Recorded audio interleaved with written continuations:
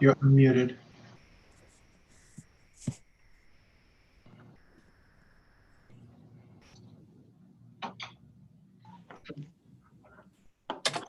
The screen. We're getting rid of the screen share.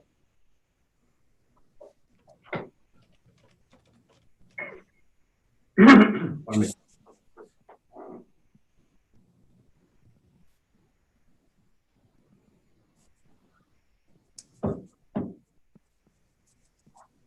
Okay, I see the, you know what I mean? Uh-huh.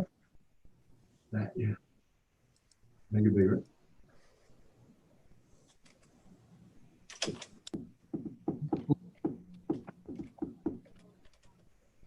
It's too big. Way too big.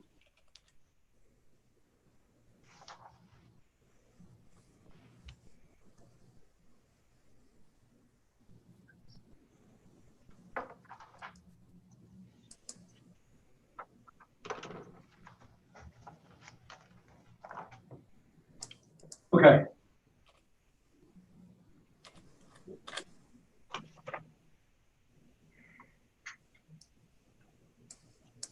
What's going on here? Can't see the rest of it. No, they're on top. Can we get them down by? I'm going to have that in a second. We get 1 second here. We got a little technical thing. Okay. Can you please stop this screen share? Thank you. Who's that? Cliff? Cliff. You broke my heart, Cliff. So who am I missing? Doesn't end well after that.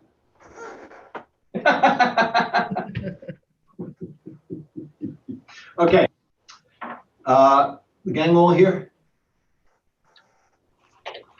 Yes, the trustees are all here. The manager's here, the attorney. Christy? Christie's there, Dan's there. Okay. Good evening. We have just come out of executive session. In executive session, we took no votes, but we did decide that the folks who have sent in their resumes currently for the ad hoc ethics code revision committee will be appointed in the September meeting. So we will take a vote on it then. But if you're watching and you and sent in a resume, you will be barring unforeseen circumstances. And we are looking for one more member. If someone else wants to be on the ad hoc ethics code revision committee, please contact the village clerk treasurer's office, Sally Roberts. That's S Roberts at VOMNY.org. Once again, that email is S Roberts at VOMNY.org. Okay, now we're going to resume with the regular meeting. Who's in the attendees? Galaxy 820 and Susan. Okay. The first item on the agenda, I think, Kelly, you talked with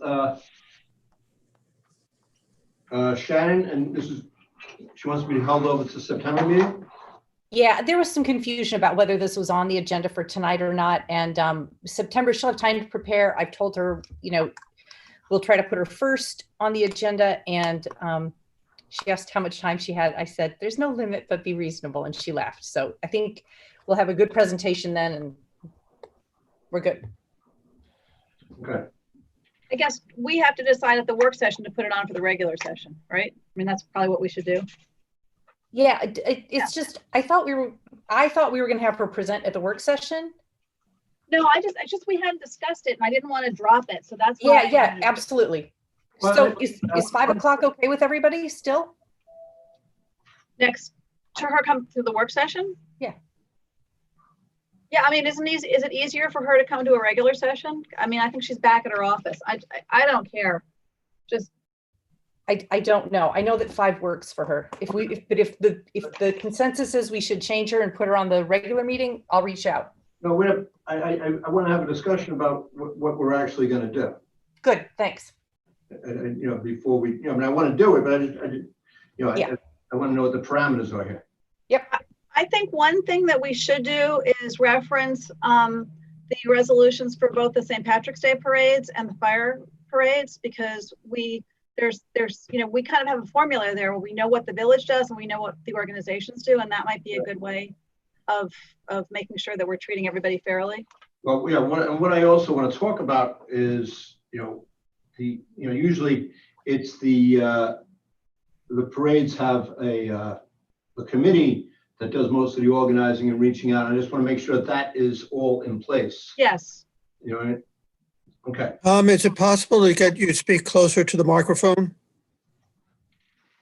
I'll talk to the back of the room. Does that work? Yeah. That's better. Okay, thank you. I'm sorry. Augie moving the mic. And I also, this also came up at the Arts Council meeting. I guess that was 2 weeks ago. And if there is going to be, a festival in the park, they might be interested in reaching out to some appropriate arts organization to do a performance or a participatory activity. Okay. All right. I just want to jump ahead because tonight there's two people on the line and they asked for something. They're longtime village residents. They asked for something that is time sensitive. This is item 2A. Authorization to paint a Black Lives Matters mural on Grand Street. At the end of every summer, they usually have an end of summer party for the past 15 years that is held on Grand Street. This is by Papes Park, from Old White Plains Road over to the next street. Since they can't have the party that they used to having, they wanted to have an event to both bring the community together and kind of commemorate the times that we are in today. So in the course of asking for a permit for a block party, the community residents have been explained and they totally understand and support the limitations of a block party currently. You can have one, but you have to keep it under 50. They thought that it would be a good project to kind of lead people through, have everybody do a portion of the mural.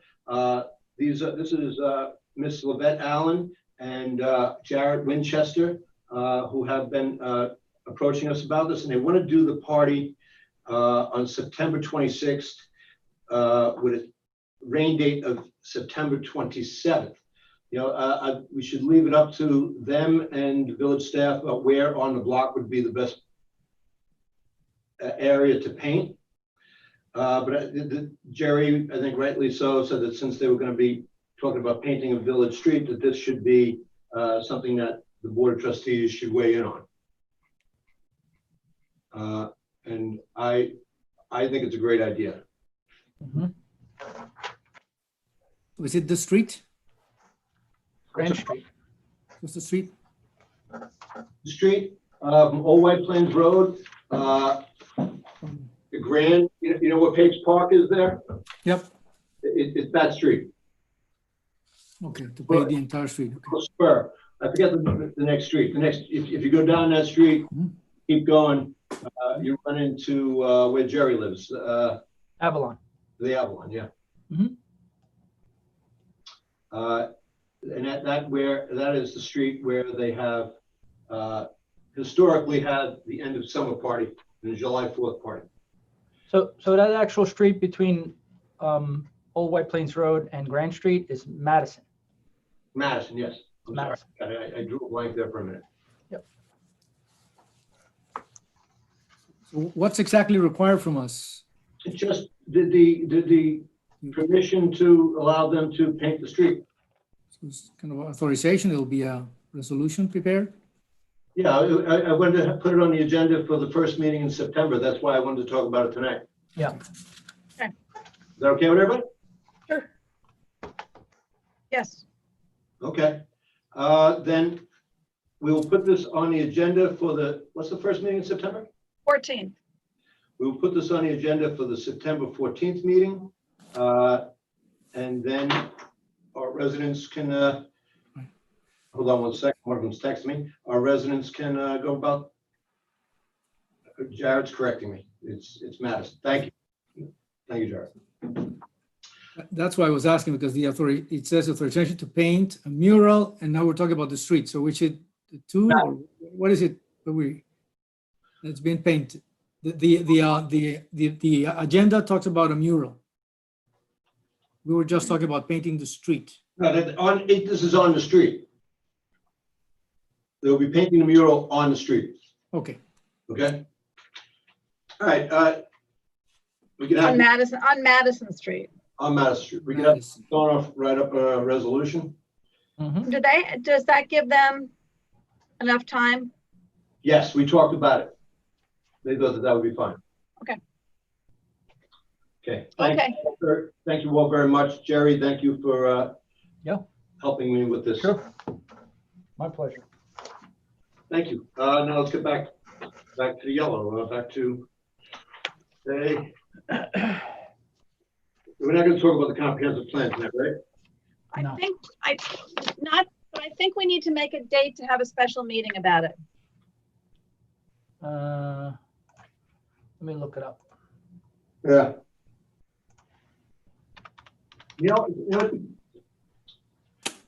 Would folks be willing to do it during the, I have a vacation coming up.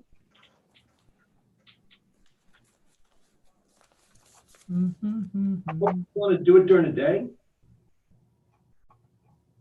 When are you talking about? I think my vacation is the week of the 17th, but I'm going away like the 19th, 20th, and 21st. So maybe the 17th or the 18th? So in September. In September, yeah. The 18th is not a good day for me, but the 17th would be okay. You could start early, maybe? Sorry, no, I have conflict. I work. I have Yeah. Thursday and that Friday I have a joint retreat. Yes. Well, we're talking Monday. Monday, the 21st, as you're saying? I'm going away from the 19th. Oh, right. So We do in the afternoon, later in the afternoon, like this time. Yeah, whatever works. 5. 17th? you're saying Monday, September 21st. No, I'm saying Monday. I think, but no. Yeah, whatever. But you're going away when? Oh, hold on, I'm looking at the wrong week. Okay. Well, I'm sorry. Okay. How about September 14th? That's our Board of Trustees meeting Yeah. starting early. yeah, we can't do that. Oh, okay. How about September 21st? 5 p.m. Does that I work? thought you're not going to be gone, Tom? No, I know I'm going from Wednesday, and so I must be going. I'll have to check. I'm not going on the Monday. I know that. But Monday, the 21st works? I think so. Okay. You call it. Or Tuesday. I mean, there's a flood mitigation committee. There's a flood meeting at the Tuesday, the 22nd. Yeah. Tuesday's no good. All right. So So maybe, is Monday the best day for everybody? yeah. I think it's good for me. So do you want to try like 4 or 5? 5, please. Victor just put a 5. Try and do it like from 5 to 7. Okay. And we should check with our planner to make sure that's good for him. I think that's a good idea. Jerry, can you check with Neil to say? Yeah, And and Mr. Long too. September 21st. Yes, please. Okay. On our amended schedule that we discussed last time, we were going to have final on September 14th. So we'll just push it back a couple of meetings. Yeah. Okay, no problem.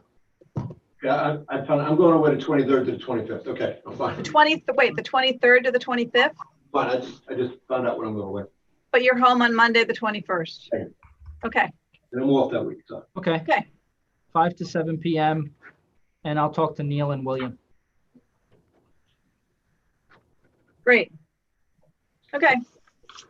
Somebody's looking at my schedule. Proposed local law to waive recreation fees for all affordable developments. We don't have this more fixture to it. Well, No. maybe. Well, no, but the problem was the table, and I worked on the table and I sent it. So maybe somebody can share. I can't share the screen. It's on a different computer. But It's I up. think, I just put it up. okay, thanks. That's what you sent, right? This one? Yes, yes. Uh, Oh, I should have used bigger print. Sorry. yeah. Well, you go into your space a little bit. Sure. So Nora, I think Also- your information is consistent with what I sent Bob. I did send him an email after our last meeting. Okay. And so I thought he had made some changes to his chart. No, we still have the version that's 7/14, dated July 14th. No. So if we did, we just don't have the updated one. No, that's the last version I have. Okay. But I'm not sure what the Neither am I. The 30% 30%. and So- 50% is. Yeah. So I added a column, which was actually the percentage of affordability, which had been in just the second item. So we talked about rental unit in which maximum yearly rent, including utilities, does not include 30% of the 60%.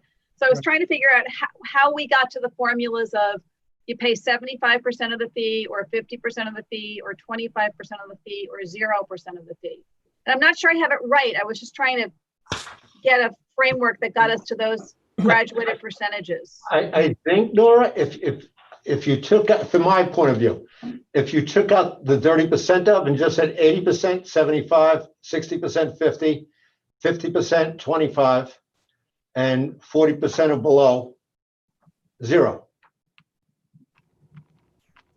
Like that? Yeah, 'cause-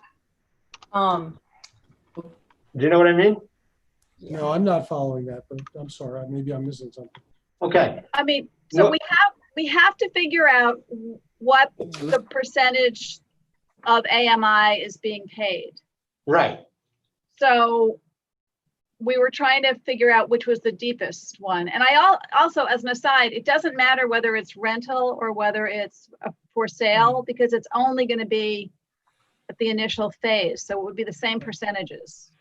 Okay, no, Except that the code doesn't now define anything other than fair and affordable housing or fair and deeply affordable housing. Right. And the numbers with respect to purchases are not the same as the rental numbers. okay, wait, can we just hold on for 1 second?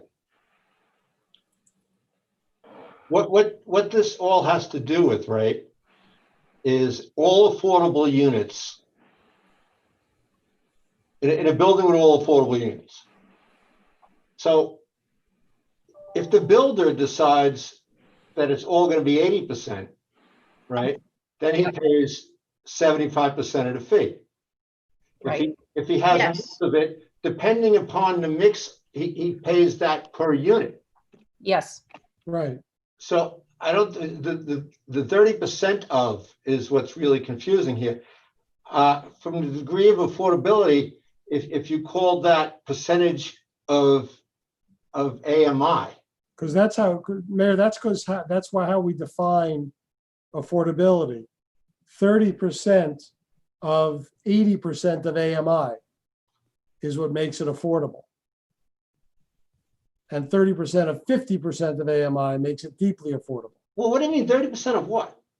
30% of whatever 80% of AMI. So let's say AMI, just for picking an easy number, AMI were $100,000, right? The fair and affordable housing number would be 30% of 80% of $100,000 or 30% of $80,000. That's how it's defined in the code. Right. Would it be easier to, I just sent everyone the email that I sent Bob after our last meeting, which I just went back to my notes and it was, when we said 80% of AMI, they pay 75%, 60% of AM, it's what Nora has in her thing, but it's just in a simple chart. And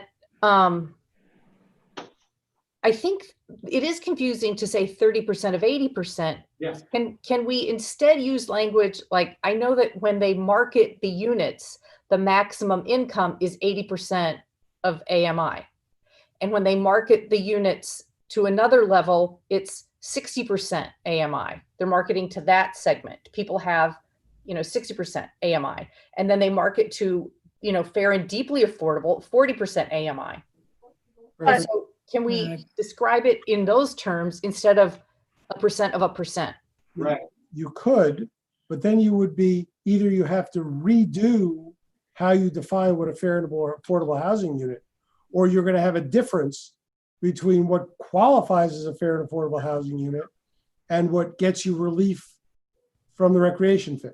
Yeah. So Right. what Kelly is proposing is reflected in this chart. Bob, would you say that? Yes, except we would have to create, we could certainly do this chart.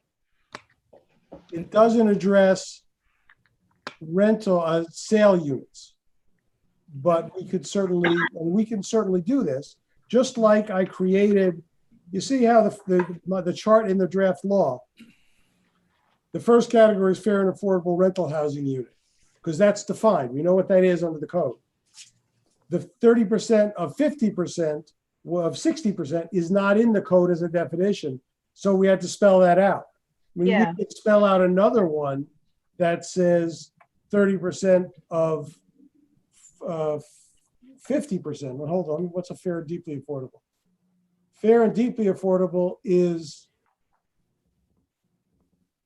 0. 30% of 40%. Yeah. Yeah. So we'd have to create another interim category, 30% of 50%. And yes, that can be, there's no question that can be done. You'd be creating, two separate categories that aren't in the code already as fair and affordable housing unit, but you can do that if you want for the purposes of this. Bob, if I may. Hello, am I muted? No. Hello, We can hear you. if I may, okay. Let's continue with Bob's table, and then we can fix it based on, I think Nora has captured the discussion that we had a couple times, but let's actually work from Bob's table, because Bob's table has two categories that are almost that would work and are in line with the code. Essentially, we already have two defined terms in the code, and we should use those to the extent possible. We don't need to reinvent those. And those are the first one in the table, which is fair and affordable. Remove rental, because whether it's rental or whether it's going to be for sale, that's the point where they will have to decide what the fee is. So actually, I think that the reference of 30% of 40 of 80 was just, I think, to keep track of what the board was trying to do. But we don't need to add that to confuse, because actually that's in the definition. So if you just say fair and affordable housing unit, 75%, that would be correct. I think that's in line with what we discussed and with the table where Nora is trying to say that. And actually, we should be consistent along the law. The law sometimes says fair and affordable residence uses, fair and affordable residence uses. We should be using fair and affordable housing units, or fair and deeply affordable housing units, because that's the second term defined. So the first one is if you remove the word rental, should work. Yep. Coming down there, the second one would be fair and affordable housing unit, but because it's not 30 of 80, you would need to say it's fair and affordable housing unit, but you would distinguish that this one is 30 of 60. Okay. So it's the second category of fair and affordable housing unit, and you can define it either in the same place or in the column. Then the third one, which is in the next page, it's fair and deeply affordable remove rental housing unit, that is 0, should be at the bottom of the table, right? And then we're left with another one that we don't have defined, which is fair and deeply affordable, being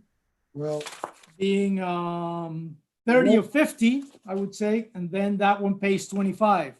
So Okay, you don't just need, qualify. I'm sorry. Go You ahead. won't qualify those fair and deeply affordable because you got to get to 30 or 40 to be fair and deeply affordable. So we should okay, just then you'll have to, affordable. then you'll have to, 30, then it will 50. be fair and affordable Yeah, at that rate. that's fine. So so you just be consistent with the definition we have, and in two places, you'll just write the different proportion. I think that would work. Yep.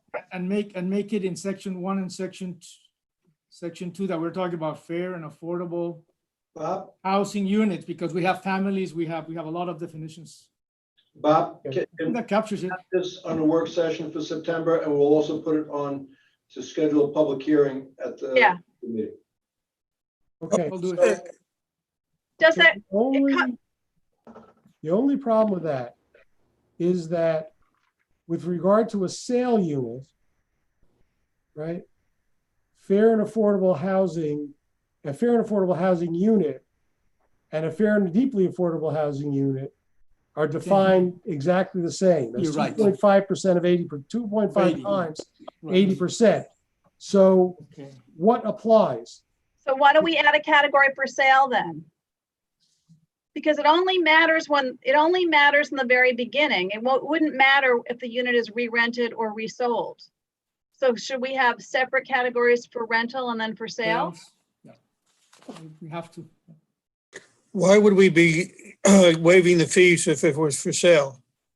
Because it's being sold to a lower income families. No, are you talking about a resale, Dan, or just a straight out sale? I can't hear. I'm sorry. So to try and answer Dan's question, this only applies when the building is constructed. So whether I they're understand. right. So whether the unit is sold at an affordable rate or whether it is rented at an affordable rate, depending on how deep the affordability is what that one-time recreation fee is. Right. The idea is to spur the developers to build these types of units. It's not to give, it doesn't give a boom to the person who's buying it. Philosophically, I'm not sure that I'm overly comfortable with the sale aspect of it. Why?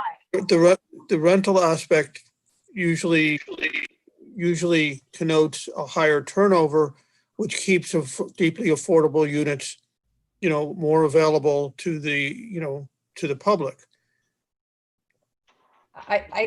The idea of this, And I think that's what we're trying to do here.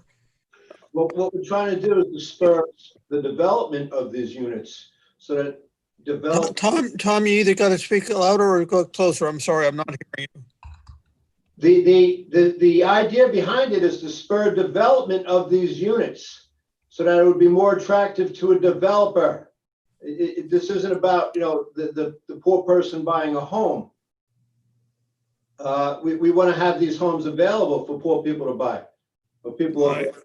I understand. So the conceptual question is, what are we trying to promote?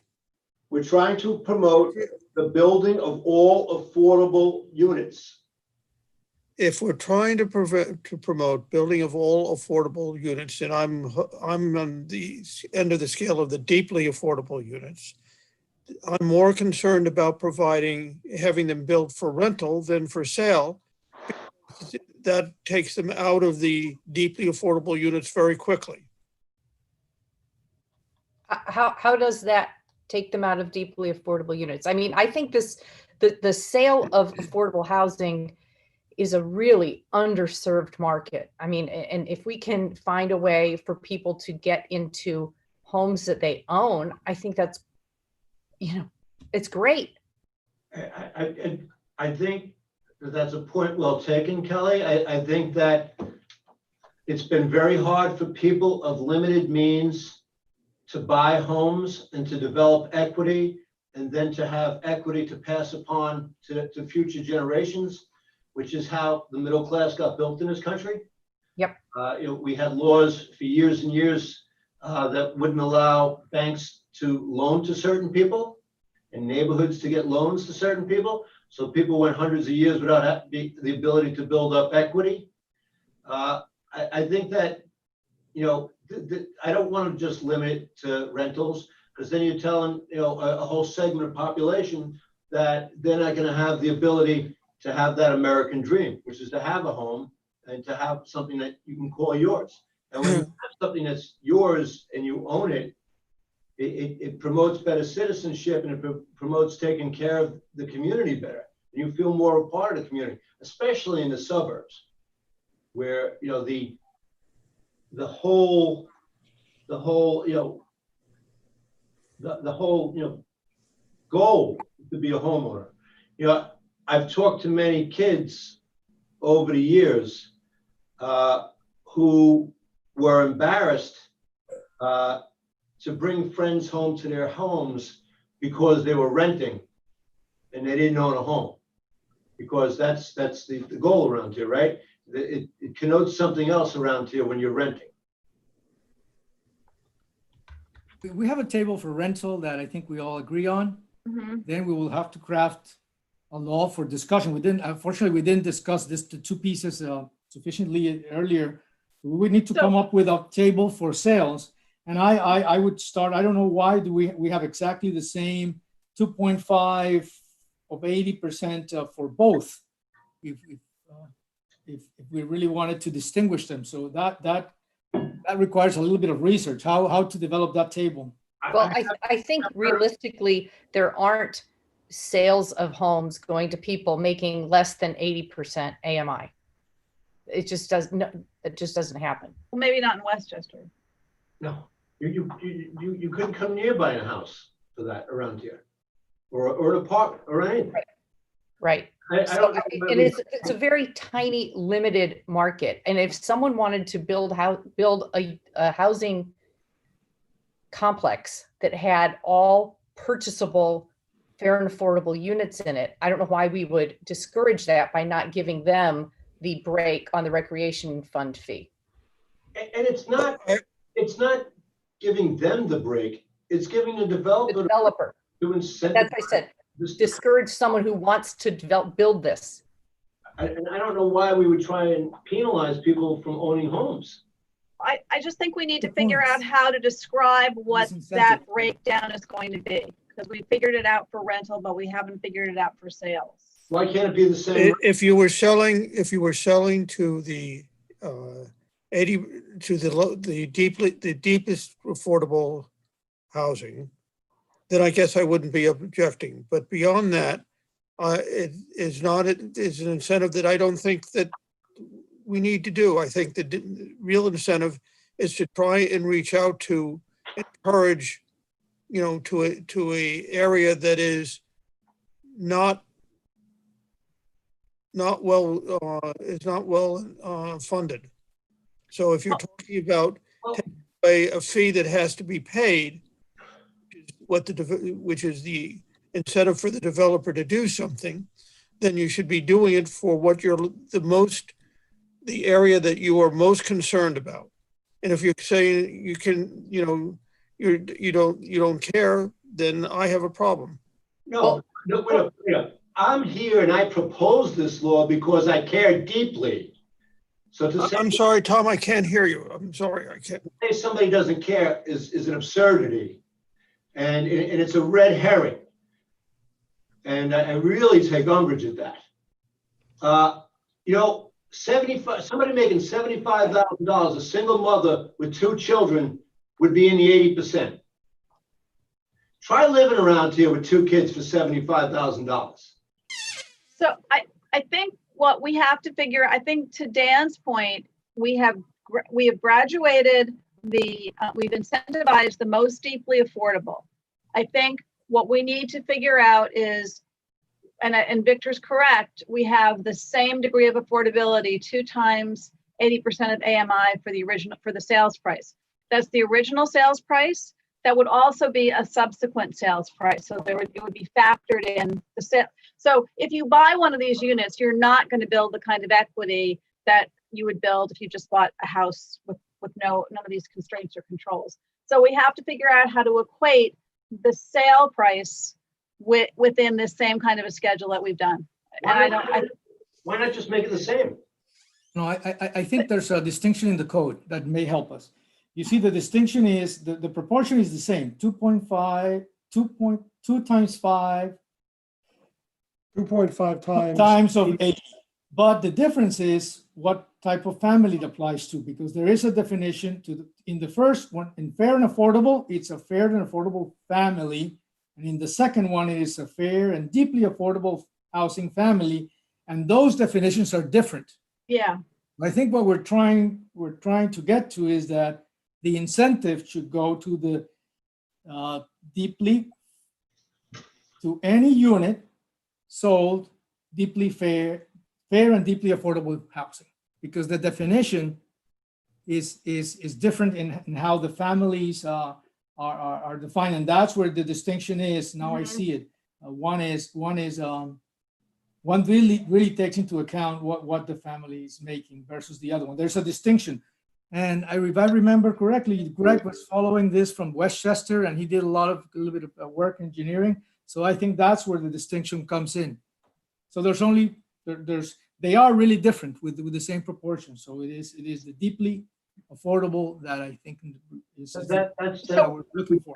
graduated the fee reduction. so, It's not the same fee reduction. so would You want to give it? would deeply, fair and deeply be 75%? And fair and affordable be the 50%? Would that be a fair? Would you do it Would the that other way be, around? would that more closely relate to the tentative things we've set for rentals? Well, if you're doing a fair and deeply affordable housing unit, rental unit at 0, Okay, oh, sorry, yeah, okay, sorry. why Yeah. would you not treat a fair and deeply affordable Right. sale unit? So the maybe same it would way. be 0 and 75. Is that And fair- equitable? And a fair and affordable is 75, yeah. Do we think they relate to the rental prices? And it will work with the definitions. Yeah. Yes, and then we just 0, added a 75. middle road, Mhm. which was the 50% of the fee paid if you're at 60% of AMI, because these developments tend to have a mix of housing. I don't think when you're talking about a 100% affordable building with purchasable units, that they have a mix. I think it's just at the 80%, which would be a 75% recreation fee, Yeah. 80% AMI. I don't think I think we need to do a little research and figure out how to set a fair one for the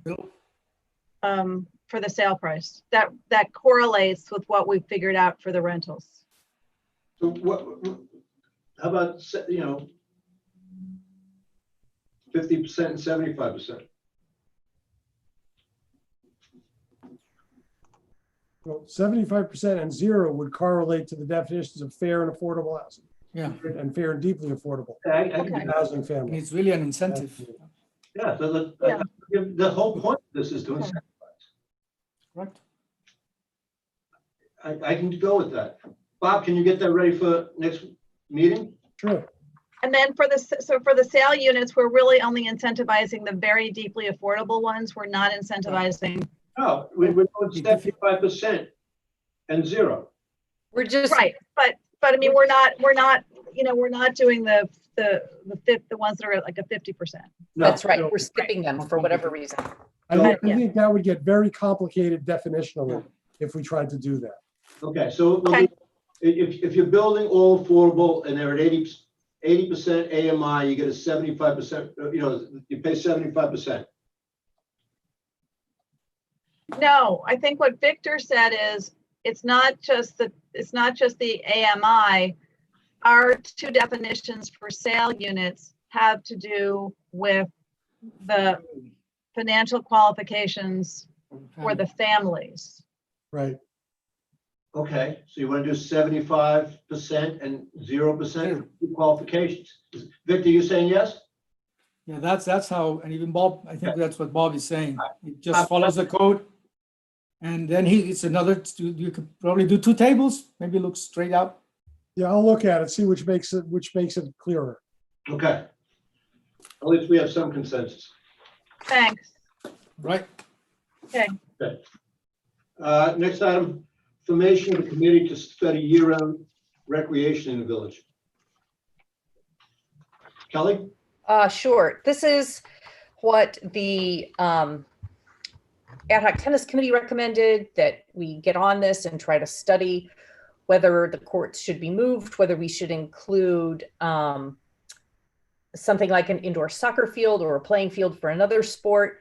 The idea was to include some tennis committee members and some other members of the community who are interested in other sports.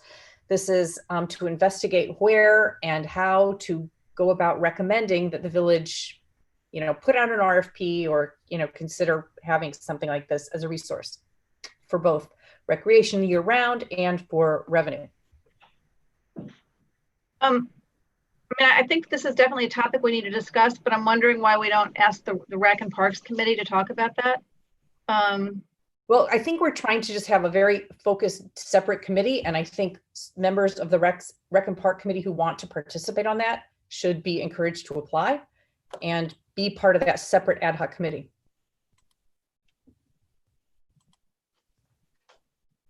I mean, it's just trying to combine interests of tennis committee members, and I assume it would be recreation committee members who might be interested, but there might be someone from the soccer league who's not on the rec committee, or someone from lacrosse or little league who isn't on the rec committee.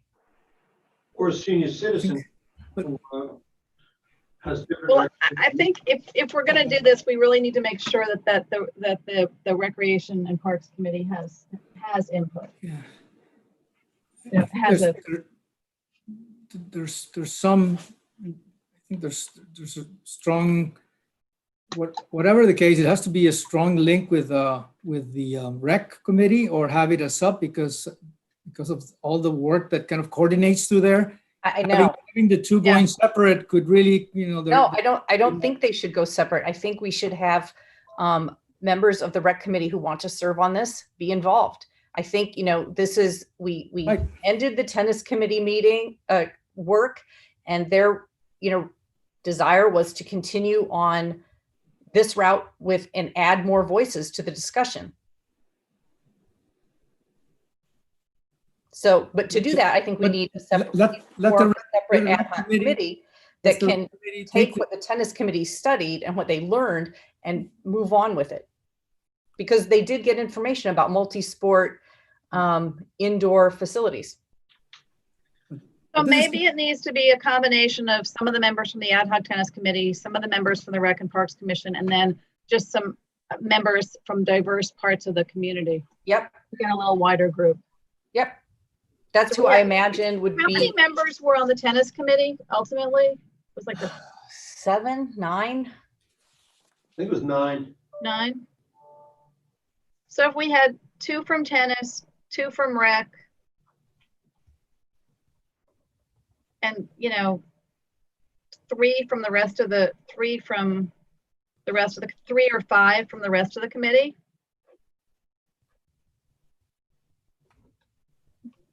I mean, the rest of the 3 or 5 from the rest of the village. I think that would be great. I think that we shouldn't limit it. I think we should just collect the resumes, see who's interested, and then when we discuss them, if we want to strike that kind of balance in making the appointments, we can. The key is how to make the coordination work. So as long as for example, the rec committee is coordinating it, I feel fine. What I don't want is things going in separate ways. And I actually don't work in those committees, but I just see that it's very, very much in the core mission of the rec committee and how well they work. By the same token, Victor, you could say it's in the core mission of the tennis committee. I'm trying to create something that just brings them together. Right, so Well, I think fold that one in to the rec and form it, but have the rec committee coordinate it or lead it. So come up with something like that would work. I think that's going to create like a hydra that won't get anything done. I think we want people who are interested in this specific topic to meet, to work with what the tennis committee learned, like come up to speed on that and work together in a new committee that can study this for the village and make recommendations. But I think if you try to make it a part of the rec committee, it's too big. it will lose focus and nothing will get done. That's my worry. I don't agree that nothing would happen, but my concern is that this whole thing started with, what are we going to do about year-round tennis? And we have a clock that's ticking with an extension. And all I see is that another year is going to go by and we're going to be in the same boat and not come to a conclusion. An RFP takes a year to get done out and finished. So I think I think we have to decide what is the biggest priority.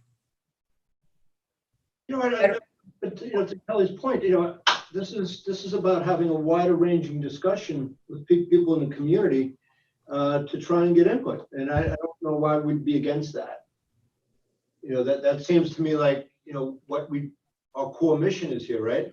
Is to give people an opportunity to weigh in. And, the rec committee, having been on the rec committee for a number of years, they do a lot of nuts and bolts. And, they do a lot of good work, but, there's a lot of side, who gets what field and stuff like that. Well, I have to say, as the liaison, I know that they're very interested in this. Can I finish? So, I was hoping that this would be a committee that would look at it more in a philosophical vein about, an overview instead of nuts and bolts. Go ahead, Nora. no, I mean, I think the rec committee is very interested. I think they would have liked more participation in the tennis committee, and I think they're very interested in figuring out ways to get, more sports available to a wide range of village residents. So I think, I think as long as the tennis, I think the tennis committee and the rec committee both have experience and interests in pursuing this. And so I think if members of both of those committees are working with a wider range of people from the village, and I think not to give more work to Jason, but I think Jason needs to be involved because he's really the person who's got a lot of the practical experience. Yep. I think that would be, I think that might move us to a better place, but we have to figure out how to get to a place where we're ready to figure out what to do. And we haven't made that much. I mean, 2020 has not been the year of progress. No. So can I just ask that we move this resolution forward and that we form the committee and that we get some resumes? I think we're all generally on the same page that we want some tennis committee members, some rec committee members, some members from the larger community, so that we can get the committee formed. We don't have a resolution in front of us. We have the tennis one. We don't have. Yeah, we don't have a resolution. We don't. Jess? Do we have a resolution? No. You know what? I did send one in. That's why probably. This is not it. The wrong one was included in the packet. I'm sorry. That's probably why we're all Wrong one. still on the wrong. Yes. Yep. We're not on the same page, so that's why. All right. Well, let's circulate that. Well, and let's, can you send it? Yeah, I'm going to look for it. we'll pick it up next time. Now we'll. Okay. Kelly, how many people were you consider putting on it? I don't know, 7, 9. What I was going to suggest is 3 people from tennis, 3 people from parks, and 3 people from someplace other than those 2 entities. I think that would make sense, assuming we would get 9 resumes. We see what happens. We have these aspirations, and yeah, and we might. There are other people who are interested in what's going on. So maybe even I think we need to be flexible. It should be a mix of people from the tennis committee, the Parks and Rec committee, and diverse sections of the community. All right, Kelly, let's put it on the work session for September. Yep. We at least know where we're going here. Yeah. I'm so sorry. I'm so sorry that this didn't get this wrong resolution. It's been a rough couple of weeks. Yes, it has. Okay. License agreement with Brixborough. Bob? You're muted, Bob. You're muted. Got it. This is basically an update of this agreement with Brixborough since you approved the last agreement, they added some bollards in order to protect the transformer that is directly adjacent to this license area. And they wanted the agreement to reflect the installation of those bollards. And they also wanted some clarifying language on responsibility for maintenance, both while the license agreement is in place and if the license agreement is ever terminated. So that's what this does. So these are those stanchions that they put in front of electrical apparatus and gas apparatus so cars don't back into them? That's right. So on the first, on A1 maintenance, there's maintaining the plantings to the reasonable satisfaction of the village manager. Is that something new? Sorry, Mr. Manager, but they're giving you here more. That's They're giving you here more work here. That's in the existing agreement. It's red line here. Oh, you know what? It's both in the red line and in the not red line. Oh, okay. But typically, you know, the village manager doesn't have to exercise, doesn't have to go out and inspect it himself. But typically we leave these judgments when we do these agreements to the village manager rather than to some other officer of the village.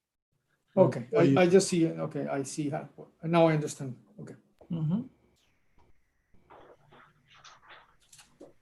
This will commence when? Upon execution? It has a July 15th.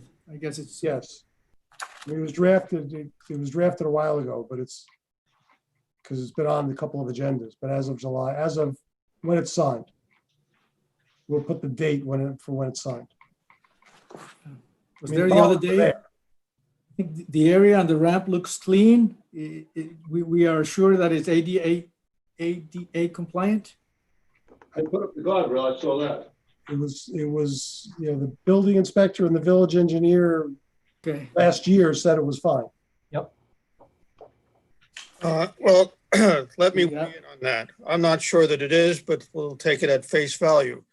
But if somebody complains to the Justice Department and the Justice Department determines that it's not, that becomes a village liability. So I would like there are several things that are missing in this agreement. In paragraph numbered 1, on the second line, installed it should be an ADA compliant railing along with the required ADA compliant concrete walk.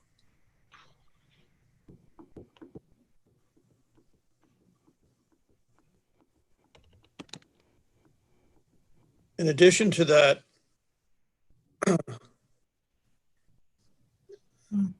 I have notes of an addition, but I can't find out where it goes, but you can, it's in the maintenance section.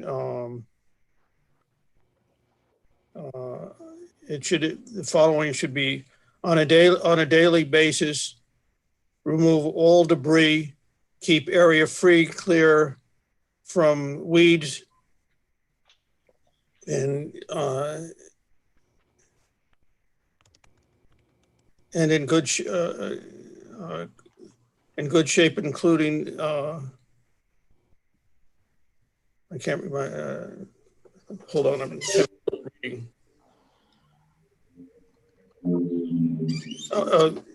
It had to do with in shrubs in good condition, including those that have been impaired or have died. There's nothing in the maintenance agreement that requires that, Bob, and that I find that troublesome. What really bothers me is for a year, I've been asking for the concrete that was dumped on the Mamaroneck Avenue side of Leicester and had gravel put over it be removed, and it's not. They do not police the area. You know, I go down there and I pick up all sorts of debris. It should be done on a daily basis. It shouldn't be the village's responsibility. I also have a problem that if you go to the exhibits, or second exhibit, I can find it.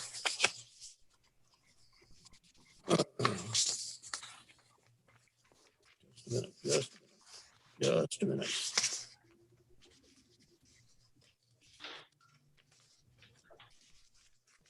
exhibit, I think it's exhibit B, says see note 1, there's no note. But just so you understand, Dan, this exhibit is here just to identify the area. It's a large piece of a site plan. This isn't the site plan, and note 1 has nothing to do with this agreement. It's just You have it, Bob, I understand that. I don't know what note 1 is. I'm taking your word for it. It has nothing to do with it.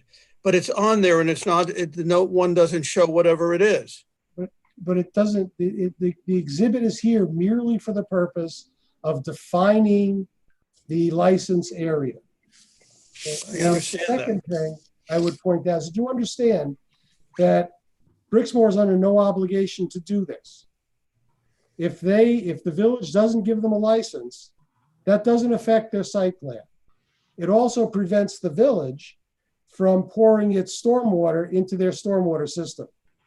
So that's why this may not be a perfect agreement for the village, because there's a negotiation going on here. So you're saying we should just not sign something that doesn't, say what we've actually said should be done? I don't know. No, I'm saying you should understand the risk Not at all. that they will walk away and take it out and just destroy it, make us redo our subsurface drainage and solve our drainage problem another way. It's a negotiation. There's a risk here. There was an understanding, unless I was not at the meeting, and I believe I was at the 2 meetings where this was discussed in depth, that maintain the thing. We don't talk about that. We define it in a way that does not talk about maintaining it on a daily basis. It's not, so we need these things I will be happy to put it should be there in there as a matter of course. I will be happy to put it into the draft. Whether they agree to it or not, I can't tell you. We can ask. They'll So, agree to maintain it on a daily basis? That seems extreme. I mean, it's It's just. not extreme. Village polices its property on a daily basis. Do we? Oh, really? We sweep every sidewalk every day? I can't hear a word you're saying, Tom. Hey, do we sweep every sidewalk every day? Not every sidewalk every day. The parks are done every day. Okay. Village Hall is done every day. I think we could say properly maintained without, putting criteria on it that really is not normal. Look, you guys, I'm very concerned about this, and you can either agree or disagree. And then They didn't have. I'm putting forth what I believe is extremely important, because otherwise we have problems. They built an ADA sidewalk on the west side, and then interrupted it so you can't have either an ADA compliant sidewalk or a non-ADA compliant sidewalk, with the gas sticking way out into the sidewalk. I don't understand that. That's the second time that this has been done in this village in the last year and a half. Dan, can I ask you a couple of questions to see where I understand? I understand the piece of the ADA compliant, because actually that's kind of inherent there. So I agree with that. Regarding maintenance, are you talking about the first page, A1, where it says maintenance? Yes, number 1 on page. Okay. On page. Right, and there it says, will thereafter maintain, and that's where there's this discussion of maybe doing properly. And then it says, to the reasonable satisfaction of the building inspector. I can't hear you. It says to the reasonable satisfaction of the building inspector. Yeah, but I'm talking, part of this whole agreement was landscaping.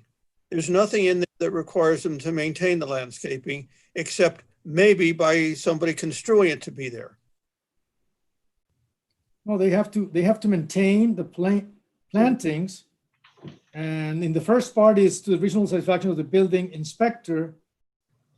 And in the second new piece is to the reasonable satisfaction of the village manager. But there is there's an enforcement component. Doesn't that satisfy the concern? We've had a previous license agreement in effect with similar language. the plants died and nobody did anything. Other plants that were on the approved plan were never put in. The exhibits that you're showing don't show what was approved to be put in, Bob. If it's reasonable satisfaction of the village manager, would you, if they're consistent, would that help? I can't hear, I'm sorry. If we would make it to the reasonable satisfaction of the village manager, would that suffice? Make both Why I love judgments consistent. Sorry, go ahead. Why I love Jerry's enthusiasm for plantings. It's taken a great deal of his effort to get minor stuff done. I don't think it should be done by that. Who do you think should do it? By agreement, you do it, and you enforce the agreement, or you don't. But who's satisfied with the maintenance or not? I mean, we have a proposed agreement that says, You have a planning board that has approved a plan. It should be the building department that should be doing this, not the village manager. so the building department should go out and see if the sidewalk is swept and the trees are maintained? That's part of their responsibility, is to enforce site plans that have been approved in this village. No? So you're thinking the code inspectors? I'm trying to understand who you want to keep this sidewalk to nowhere, in pristine condition so that we can have some better flood control in that neighborhood.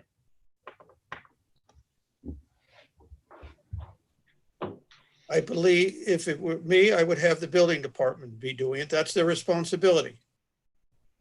When you say the village Yes. manager, Jerry's running too many things as it is. go look at it. He's getting bitten by mosquitoes and running the engineering department and taking care of paving. What's the rest of the village doing? Actually, Dan, that's what it says. It says building inspector. Building inspector is the one that's supposed to, will be looking into this. Who works for the village manager? Yeah, works for me. Does it? Are we asking for a daily inspection by code enforcement to make sure that the area is clean? Because I can't commit to that. I could commit to a weekly. That's not what I said. Okay, all right, then that's fine. If that's not what I said. I'm good. The daily thing is what they should be doing. Okay, They have I get that part. people around. It doesn't take much for somebody to go out and take a quick walk and, do whatever has to be done and pick up the litter. So if I go down and see litter, I can call the code enforcement people and have them come down and issue a summons. That's not how it should be done, but that's how it could be done. I really hope it never comes to that. For 3 months, nobody did bupkas down there except me cleaning it up, despite repeated requests. Mhm. You have concrete that was poured there and dumped there months and months and months ago that's still there. Okay. So, caveats, can we have this done? We put this on a regular session for September? Yeah, I have just one question. Okay. And that is, I just want to make sure, and maybe this is a whole different, it's like apples to oranges. I assume Brixmor wants to go ahead with this. I want to make sure that they're compliant with their site plan, because I did not think that all of those all those parking spaces that are now used with parking carts were part of the original site plan. And I think that's something that we should make sure is correct. Okay, but that's a different issue. Yes. That is a different, people should be compliant with their site plan, regardless of whether they have a license agreement. Yes, but I assume Brixmor wants this license agreement as we do. So I think that we need to make sure that they are compliant. So if they're using a parking spot for shopping carts, we're not going to sign a license agreement. I don't know. I mean, it's today is the first day that I've learned that they're not related and that Brixmor may not want to be signing this agreement. I don't know. I just want to make sure that they're compliant with their site plan. Until today, I didn't think that they were unrelated circumstances. What makes you believe they are? I don't think that the parking spaces, I think those were all where the shopping carts are. I think that was supposed to be open parking. I know, but what makes you think that that in Brixmor's mind, it's related to the license agreement now? I didn't know that they were unrelated until Bob explained it now. It just seems like we're making an agreement with the developer. We want to make sure that the developer's done everything that they needed to do. I mean, it's been quite a lengthy process to get that. Yeah, I know. Up and running. Vic, do you try to say something? I would say that I do see it unrelated. However, I've been there. It is the property is it's working well in many respects. But I did see people having trouble getting in and out of their cars, and I took some pictures. I forgot to circulate them again, and I stood there for a little while. And they do have to park. They do have to park within the yellow lines. Except in a nutshell, I'm concerned about the ADA compliance. For example, for a van, I think a van will have trouble. There. I think I would look into that, but I think it's a separate matter, and I don't know how to move it forward. Whether it should be the building department to look into this, but I think in our village, we really have to, everything that's ADA should be a priority. And those, I stood there for a little while. I watched people having trouble getting in and out of their cars. So that's a separate issue, but let's look into it.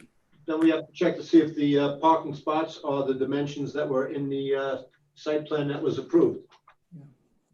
If there's a site plan compliance issue, that's a building department issue for sure.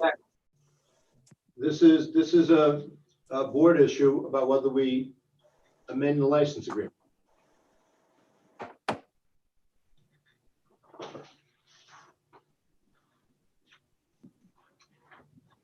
All right, let's put this on for the next board meeting and see what comes of it. Yes, I'm fine. I did agree on the language, making it clear that it's ADA compliant, the railing. Okay. I think there was consensus on that. Yeah, to yes, Okay. yes. Okay. Then move forward. That being Yes, said, let's move. we'll visit this on the 14th of September. Thanks. Metered parking on south side of West Boston Post Road. Let's talk about this. Jerry? Mayor, currently we have restricted parking on the south side of Boston Post Road, 2 hours. It's 2-hour parking.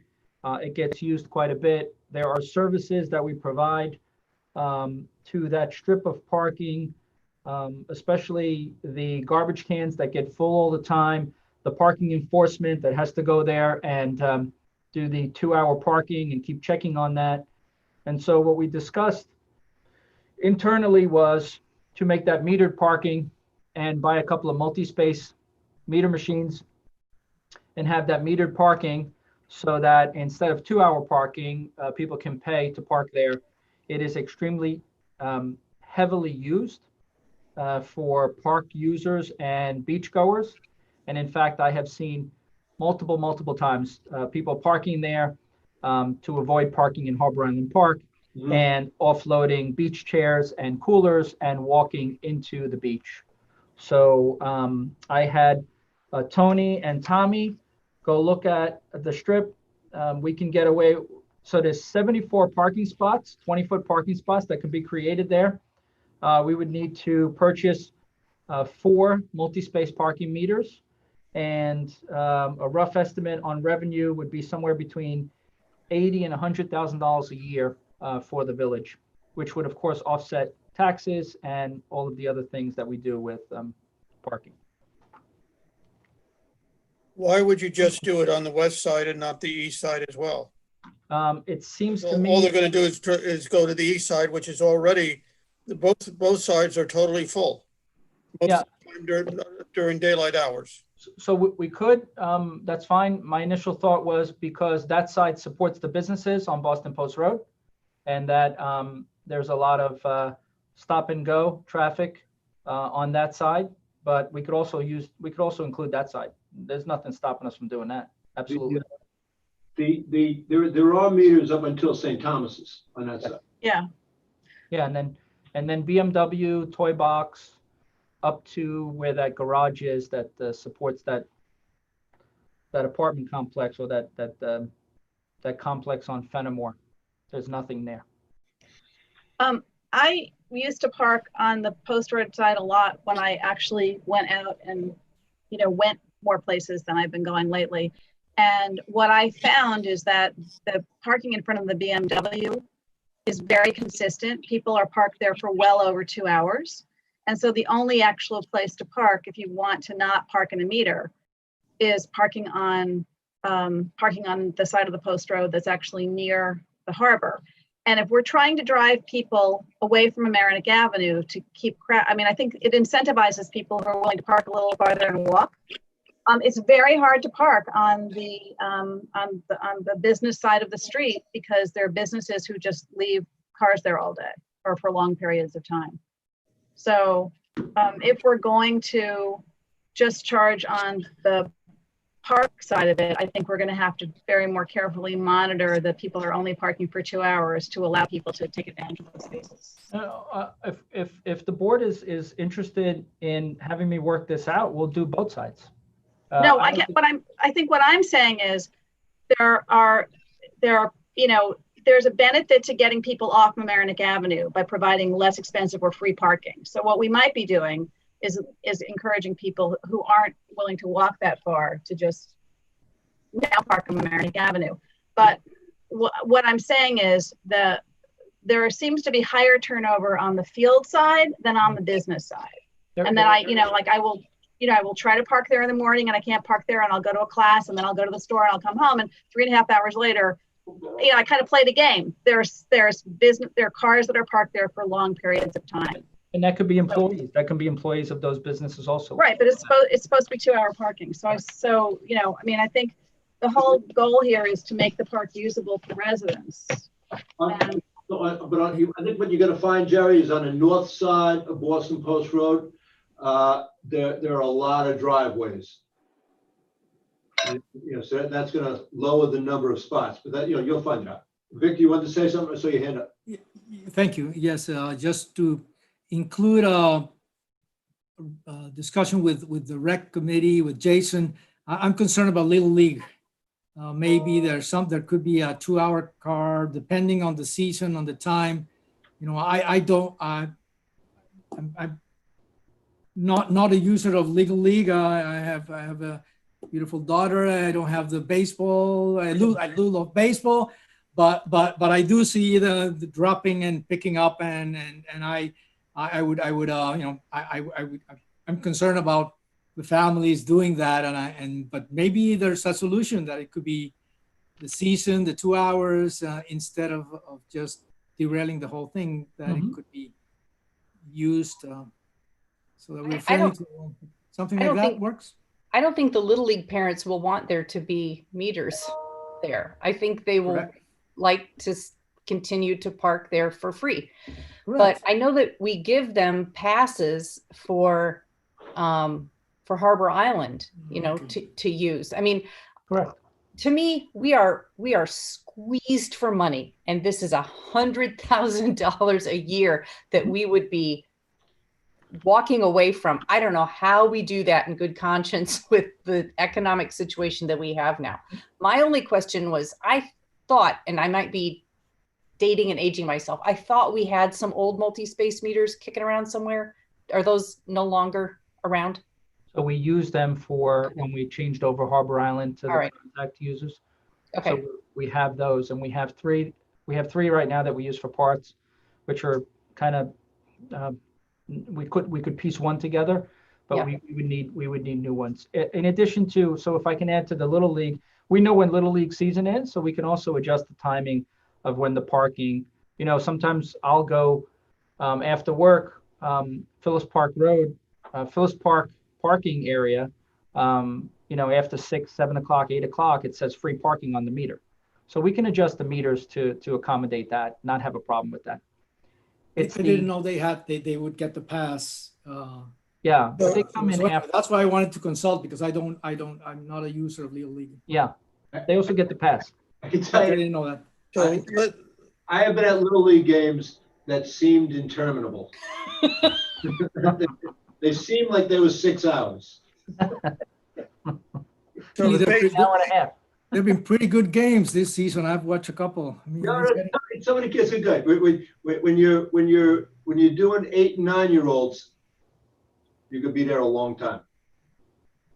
Hey, Jerry, if we have the multi-space meters, would people be able to pay on the app? Yes. That's convenient when you're at the beach. You're all the way at the beach. Mhm. You don't need to, okay. The area where BMW is, on both sides, is full of people from BMW, Yeah, which is fine to support a business, but I'm not sure that that's what we should be doing. The area from the Delancey Light to Avenue is slightly before that, towards Mamaroneck Avenue, but most of that area is people who are using the park on both sides. Mhm. And you go there anytime that, during the days, particularly on great days, and both sides are totally full. You can't park there. Mhm. So if you're going to do it, you should, my thought is you do it on both sides. Okay. Because all it does is push everybody to one side, to the other side, which, I'm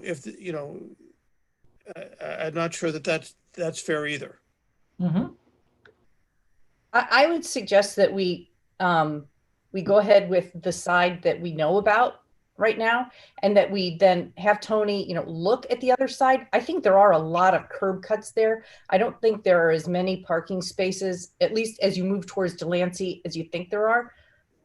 Pico La Casa, maybe there's one, and maybe in front of the Salon Posh, there might be one. It's Wicker Paradise might be 2. There's not a lot there. I don't know if it would support an entire multi-space meter going there. Down by BMW, I think that's a different story. I think you've got a long stretch. But I think we should look into it. I just wouldn't want that to hold up doing this, because we're just letting money go away. but I think the point is that people park on the other side of the street because they cannot park for free on the commercial side of the street, because people are parking in those spaces for long periods of time. So it's not really fair to make people pay to park when they can't use those spaces that are only supposed to be 2-hour parking. If they want to go and park for a couple of hours, they now have to pay because we're not enforcing the parking rules on the north side of the street. Right. So I think that if we're going to start charging on the south side of the street, we have to be really sure that that free parking turns over. No, so I'll come up with the whole stretch from Mamaroneck Avenue all the way down to Delancey and Oriental. And respect the monument there. Be very careful. Yeah. Do that delineation very carefully when our firefighters, volunteers, and sort of happy. Yep. Knowing that is a special spot. We will absolutely. Okay, Okay, Gary, you got an idea what we want? I'll have something written up. Okay, draft regarding cost of counsel for indemnified parties. And before we get into this, what's it now? It's 6:02. How about we go to 7:15 and then go to AP? I don't know if you guys have eaten dinner yet. That sound good? Sounds good to me. Let's work fast. Yeah, Let's get through this. Let's get through our. we're going for that. Yeah. Approval table, yes. Okay, we talked about this before. The question really is what do we want to charge for an hourly rate? Either blank, which is a number amount, or a percentage of the hourly rate charged by the village attorney for litigation service, unless Board of Trustee so this allows us, if somebody says, you're capping me at 500, but this lawyer cost me 550, they can come back before us and get authority. Is that right, Bob? Bob, you're muted. Sorry, that's correct. Okay. How about we use two times the hourly rate of the village attorney? I think that's ample. So 200%? Yeah. I was going to say 125% and $600 an hour, whichever is lower, but 125% would be much lower. Substantially Yep. lower. yep, it would be.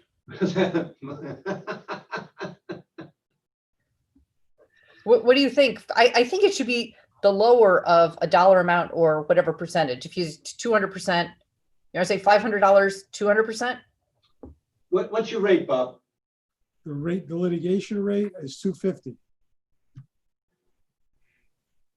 All right, so that would be 500, 500, but they would allow some flexibility. Well, I guess if your rate goes, your rate's not going to go down. But yeah, I hear you. I think you're right. It should be a minimum of around 600 from what we discussed the other day at a minimum. The problem with That's setting go a ahead. rate, Go ahead. That's the other problem. Go, Dan, go. the problem with setting a rate is that's a finite time and point in time. And I don't know attorneys that lower their rates over time. All right, so let's not have the rate. Let's just say no more than 200% of the hourly rate of the village attorney. Yeah. And if somebody hires an attorney that's more than us, more than that, they have to come to us for approval. I think that's fair.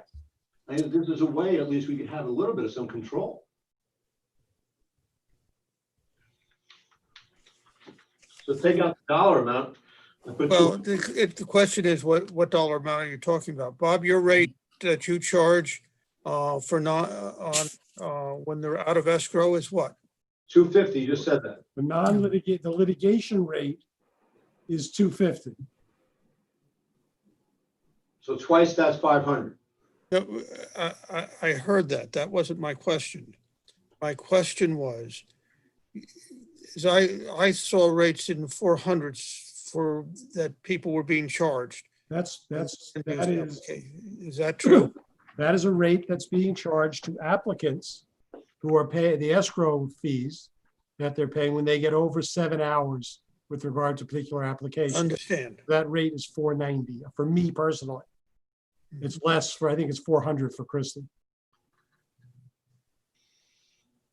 But the language of the proposed litigation that we're looking at is tied to litigation services, Dan. And this is a rate that's being charged to the village, not to somebody else. This is what we're paying. But that we're paying it. So litigation services would be different from defending somebody before the ethics board. That's not litigation. No, what I think what we're trying to do is come up with a number, and we're tying it to a high number. Litigation services, 200% of litigation services is how much we would pay an independent lawyer like Cindy Goldstein's lawyer.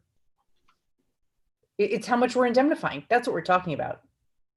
Yeah, this is how much, how much you can hire a lawyer for before you have to come to us and ask for permission to hire a more expensive lawyer.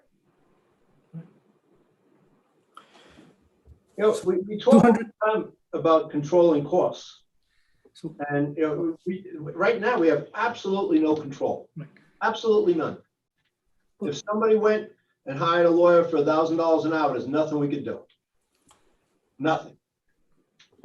On the other hand, nobody has abused it. So putting a higher bar could also have to have the other effect. But I understand the concern of putting a limit, but it has not been, let's be clear that it has not been abused, at least I didn't say what what I've seen. I'm saying what could happen.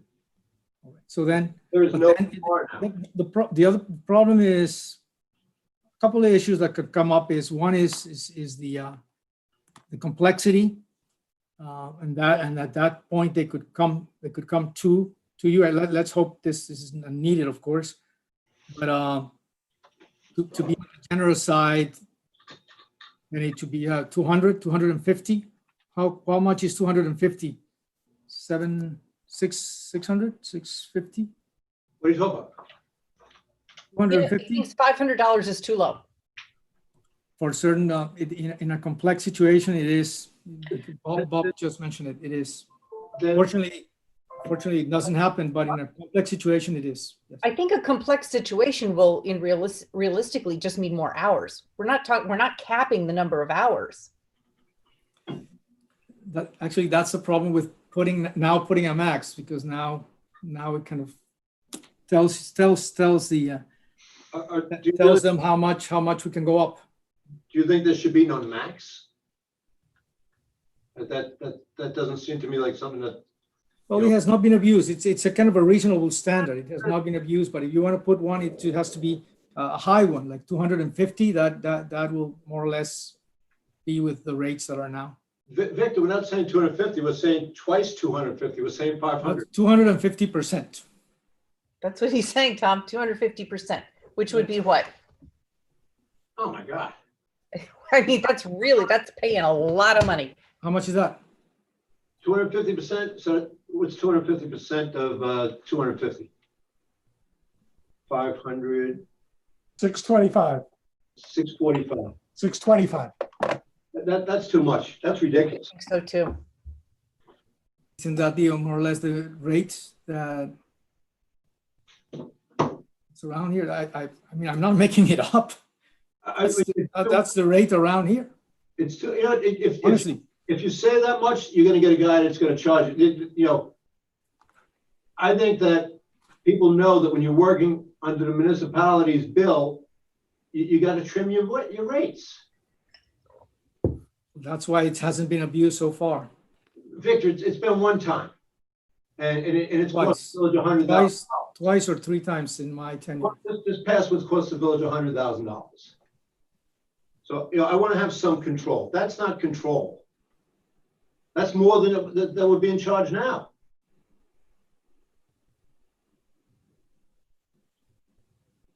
I just, there's a mechanism here that if somebody can come and make a good case for why it should be more than $500, they can come and make the case. But man, I think $500 an hour is ample for somebody doing basically municipal work. Will anybody recall what Adam's rate is or was before he reduced it? 625. See, there you go. Before he reduced it? Yes. So what's he Yeah. paying? That's why that's the reference I was using. I'm not He's being not charging us that. right because we negotiated. You know, yeah. So, but if we didn't negotiate, that's what we No, do. we didn't People will negotiate. negotiate. I'm sure Yeah, people will no. negotiate. We didn't negotiate it. He offered it. Why would I negotiate It with was the involved. about the rate if I knew the village was going to pay it? Well, that's an argument for not actually adopting any kind of bright line rule. I can't believe you don't want Tom, to answer your question, the reason would be if you're working for the village to try and get your foot in the door to get additional work. Yeah. That wouldn't happen for somebody else. What, Kelly? Dan, I just need to say, I'm really bothered by your participation in this discussion because I believe the last discussion we had about this, you were in the process of retaining someone. And if you're in the process still of retaining someone, I don't think you should be, I think you're horribly conflicted talking about what the limit should be, the price limit.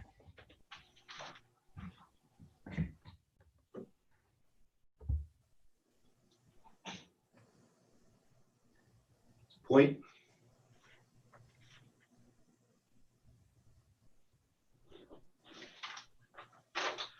I I understand, Victor, your concern and that maybe if we put, $500 in there or 200% of the hourly rate, maybe that is a problem. I think the provision right after that amount that they can come to the Board of Trustees and argue for a higher fee, build some protection in. But I think if we make it too high, or if we don't do anything, I think it's irresponsible as a board. I mean, I think if the controller went in and saw it, you're hiring lawyers where you have no control over the costs, they wouldn't be too happy, and no ability to control. We're losing a focus on something very important, which is this is the rare exception. We're hoping to appoint and will continue to appoint the people with the highest credentials. We have wonderful volunteers. So what we're doing here really is giving assurances that anything that might be an issue or something, they will have an opportunity to defend themselves. That's what we're doing here. So I don't think we're taking away the opportunity to defend themselves. We are controlling the cost for the taxpayers of this community. That's the whole point of it. It has not been abused. Okay, so I understand you want to put a limit. That's different, but we're not really. When you say controlling cost, that the argument kind of flips. But I understand you want to put a limit. I know that I spoke what I think should be the reasonable. I think if we're going to do this, then we have to go with the going rate. So, but I've said that, so I don't want to repeat myself. I think $500 is ample, and as a provision that allows people, if they have a special circumstance, to appeal to the Board of Trustees.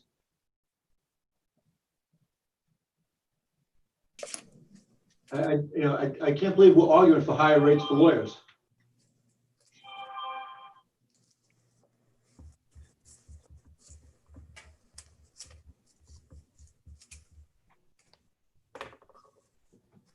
I think $500. I can't. In Westchester County, I think that's a good hourly rate for somebody doing municipal work.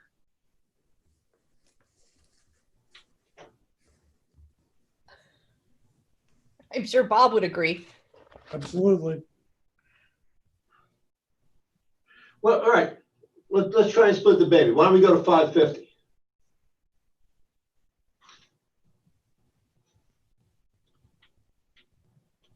No? I think it's too much, but I would do it to get it done. We got to do something. We can't just sit on this. Does anybody else want to go to 550 and compromise at that? Because this is how legislation works, right? You compromise. I've said before, I think this all should get to, I was opposed to this law when it was initially adopted. And I spoke to that effect then. I think this all should be wrapped up into the ethics code changes. And I've been consistent with that point of view. This is a different section of the law. I understand that it's a different section of the law, and I'm saying that I'm associating those two things, and I've been consistent with that point of view. Victor, can you go to 550? I gave my figure based on the Adam approach. Also, because to be honest, it was quite a struggle to try to find a municipal lawyer when we had to find our own village attorney to help us there, and they were on ethics. I can. Some of them are high 708. Even Westchester. I tried to find people who work around this, and they were very, very high. They charge tremendous amount. The ethics experts, they are really high. So that's why I'm giving you an informed decision. This is not just that I made it up. Honestly, the three people who I talked were charging at least suggesting higher those exorbitant rates, which I think they are exorbitant. but they charge them because there's very few people who do this, honestly, at that certain level. So you're not willing. That's why my decision is not just that I'm arbitrary or I'm coming with 500. Well, I'm not. This is not an uninformed point. Well, I'm trying to get a compromise, and I guess there's no compromise here. Because that's how this works. Well, it's how, it should work.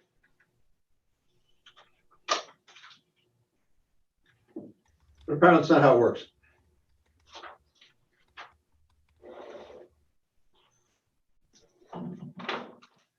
I want to ask Natchez because he shouldn't even be on this.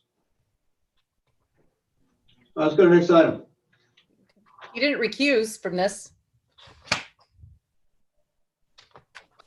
You shouldn't. You should.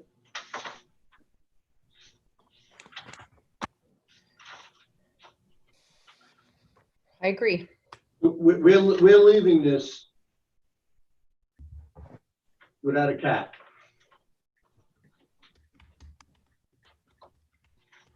Okay. Review of the 50-foot setback requirement.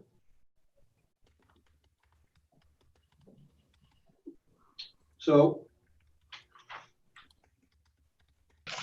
we have the law in front of us that now gives the ability to the zoning board to offer, in essence, a variance, but it's really a permit, on a 50-foot setback. This is what we could come to. So anybody have any questions or concerns about this? I do, but if someone else has some, I'm happy to wait. Well, I will say that I still think that this should have been a planning board prerogative. The planning board thought that too. I think it makes sense to do it during site plan. I think it adds another hurdle and a more difficult hurdle to jump through that didn't need to happen. This whole of the 50-foot was not well thought through to begin with. But that being said, it's better than the fact that now there is absolutely no ability to do anything in the 50-foot setback, which precludes anything from being improved. And a lot of properties already have unattractive items in the 50-foot setback. And if we didn't make some provision for ameliorating that, they would stay in perpetuity. So I'm not happy with it, but it's better than what's there now. So I'll compromise and vote for it if it comes up. Anybody else? Kelly, They've been what are your circulated. concerns? I'm sorry. Go ahead, Dan. He said, he asked me what my concerns were. I share Tom's concerns. I really wish this were a more streamlined process for an applicant. I think we've created a mess, but we have to do something. And if creating a mess is the best we can do, so be it. Looking at, I still have some concerns about the definition. So on page 2, section 4, section 240-5 of the code, mean high water level. The average height of the high waters of a tidal water body over a 19-year period immediately preceding the current year. I'm still confused by that. If this is a term of art that people in the field would understand, then it is what it is. But to me, it's confusing. On page 5, I have mean high, another problem, it's just confusing. The definition we have of mean high water level of non-tidal water body of water course. I just underlined like all parts of it. I just had a giant question mark. Again, if this is a term of art that's coming from the field and professionals understand it, I'm fine. Water body, any natural or artificial pond, lake, embayment, reservoir, or other area which usually or intermittently contains water and which has a discernible shoreline seems broad to me. I wonder if this could be a puddle. I'm concerned about that being broad. Then when we get to page 7, section 9, P3, require that any parking areas within the buffer must be constructed with permeable pavers. I would suggest that we add non-structural paved area, not just parking area. So if there's a patio or if there's a walkway, that also be permeable pavers. And my last comment is general, and that I just want to remind us, we had discussed this before, and I hope we follow through when we schedule a public hearing, if we get that far, that we send mail notice to every property owner who would be affected by this. I think that was a problem. Last time we had asked Greg before he left the village if he could get those names easily. I thought he could, that's my memory, but I would just like to do that. Jerry, do we know if Mr. Cutler made that list before he moved on? You're muted, Jerry. I have to check. I don't know if he did. I can look in his laptop to see if he has that list. I don't think it's a hard list to make, though. I think you can get the list. My concern is we did not. When we were, taking 100. I mean, with the Army Corps plan, which now seems to be up in the air, we did not notify people that their properties were going to be affected. And it's not something we typically do. So if we're going to make an exception in this case, then I think we sort of need to extrapolate in what other circumstances should we do this, because we didn't tell people that their properties were subject to an easement according to the Army Corps plan. And the Flood Mitigation Committee strove mightily to get that done, and the determination was that it was not a village policy and it didn't happen. Well, but I think just to clarify, the Army project, they didn't know exactly, they weren't at the planning points where they knew what properties were going to require takings. They had a list of properties that they thought would require easements, and the Flood Mitigation Committee wanted to notify those section, block, and lot numbers, which were actually listed in the plan, and it didn't happen. It didn't happen. So. But I remember people who knew that their properties had easements coming to meetings and complaining about it. Right, because some people, as happened with the moratorium, some people were paying attention and were able to find out, but it was not, people weren't notified. And I'm just saying that there's similar circumstances. We didn't do it then. And if we're going to be doing this, I think we need to have a policy about, when we notify people about, not necessarily the Army Corps plan, again, although that was the village's obligation, about a zoning change. What are the parameters that we would do these kinds of mailings, so that we do it, so that we're consistent with our policy. And perhaps that standard could be whenever what we're going to do could constitute a takings argument. But that could be almost any zoning change. Yeah. I just think we have to have a policy. Yeah. Yep.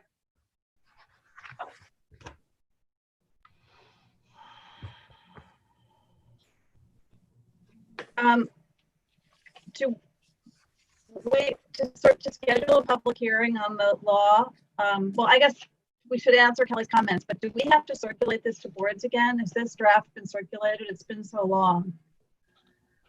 Yeah, I had that as a question too, Nora. This draft hasn't been circulated, I don't think. I don't think so. The last time it was circulated, they all thought that they should be the one to hear it. So it's February 25th is the draft. So it has to be circulated, which just, I think, extends out our ability to schedule a public hearing. Well, don't you usually schedule the public hearing with enough time to do that? Yes, yeah. I just think we have to factor that in. So what about Kelly's questions? Are Can we they answer those? substantive changes? I don't think that that's substantive, baby. Well, they're definitions. They're definitions, that's all. Are we, Definitions. certainly are substantive. You know, it's been so long since we've worked on this law that I don't exactly remember. I know Dan had a hand in a lot of these definitional changes. I don't remember whether it was these or not. And I know Victor brought some in as well from more standard, I think we had gone to that round, that this was the terms of art. We figured out where they came from. I think we had done it. So these are fine with everybody? These are For like, example, on the high mark on those things, I think Mr. Natchez was All right. said they were in line with what the consultants use or what they use. I think we should make the change about a patio. So, I think that's a good point. Kelly's point about a patio being Surfaces. permeable. that was in section 9 on page 7. Yeah. 342-76P3. So what is it that you want to add to that, Kelly? What I was suggesting that it says require that any parking areas or non-structural paved area. I don't know if that's the right language, but what I wanted to include was paved walkways, paved patios. Yeah, it's required that any parking area or paved area within a 50-foot buffer. Yeah. Because I don't mean the structural paved area that would support a home, right? But I'm talking about, paved, Yeah. that's a footing. I also think you should take the word pavers out and make it pervious surface. Because pavers are not necessarily, you could use other materials that are more pervious than, pavers. Well, it says permeable pavers or porous pavement. why don't we just make it permeable or porous pavement? I don't want. Permeable or Pavement porous surface. Surface. It's very Surface. specific. Surface. Permeable or porous surface.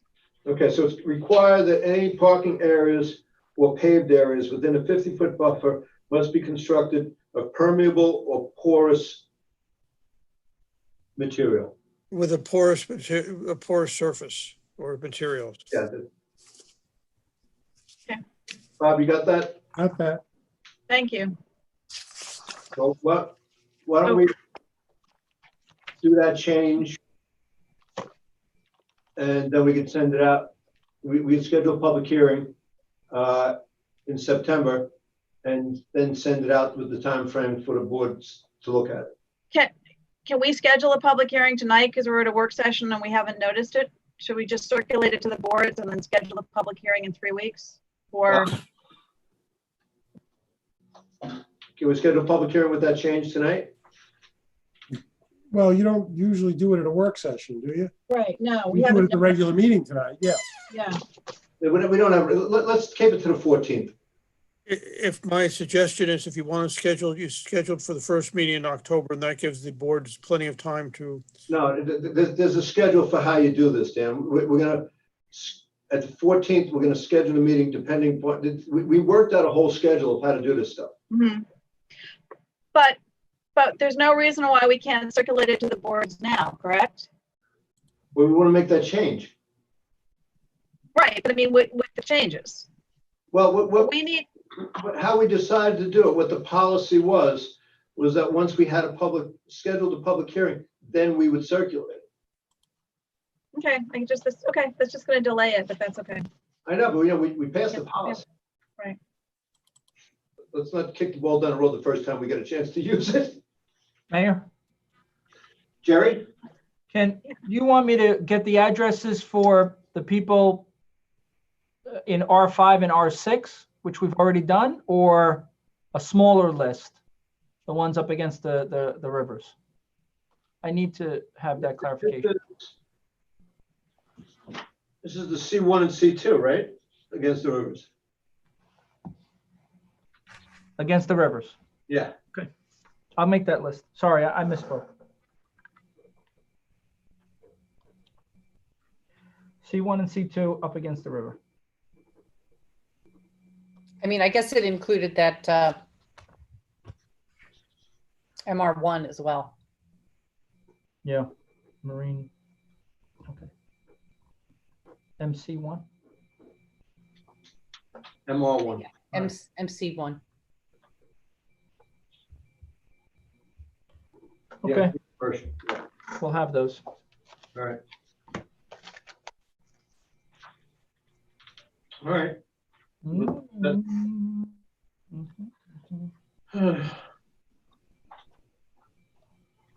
Jerry, is Mr. Long familiar with this law?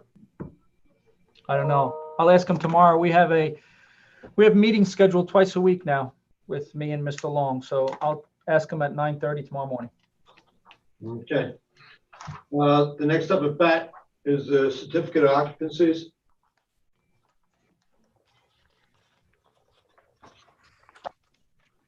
This is what is in the village code now. Correct, the highlighted section. The question was whether to issue temporary COs or not. Temporary COs are issued before all conditions of the different land use boards are, obtained. Yeah. And other, for instance, I understand in Rochelle, you can't get a temporary CO for, an apartment building till everything is done. I mean, in a lot of cases, you just get a temporary certificate of occupancy because your stove hood isn't done. It's a small punch list item. And we've issued them, we've issued significant ones that haven't always worked out well for us. But that isn't the case in the city. In the city, they have had buildings that I've worked in where they gave a temporary C of O for the first half of the building and had people move in when the second half of the building was still under construction. So I don't know if that's really the case. And I don't know where you got that information from, because I know that in New York City, they give temporary C of Os for the elevators. The elevator, you can have an elevator that hasn't had its final inspection, but you can use it for passengers under certain conditions. So, I think this is a tool that's used in every municipality, one respect or another. I, in fact, moved into one of those buildings in the city that was only halfway finished. Yeah, it happens regularly. Yeah, but it has to be in a safe condition at half, which is what our code says. I know that there's been a couple of people in the community who've been upset about temporary C of Os, but I don't think that you throw the baby out in the bathwater, because people who might not understand the utility of it too. Well, but we have had circumstances where they have been, that the temporary certificate of occupancy lasted a period of years. And so although it says 6 months, once you've issued a TCO, it's very hard to pull the certificate of occupancy. So we've had these situations where people have chronically been in buildings with temporary certificates of occupancy. So I think maybe we need to tighten up the circumstances, and maybe that's something that the building inspector and the planner and Jerry can think about, in which cases where they've been issued, where they've gone on for well beyond the period of time that they were anticipated to be issued for. Mhm. I mean, I have a neighbor that had one for 10 years Where was that? across the street from me on Pine Street. In Pine Street? Mhm. And then yep. But our code says a temporary certificate shall be effective for a period of time not to exceed 6 months. Mhm. But they just kept renewing them. And So- it's very hard to, once you've let somebody move into a house, to pull the certificate of occupancy. We had that problem in litigation recently. I know. So I think we have to be very mindful about how we do these things. At least take a look at other municipalities to see if they have come up with some language that could be. I think we had this discussion before also, didn't we?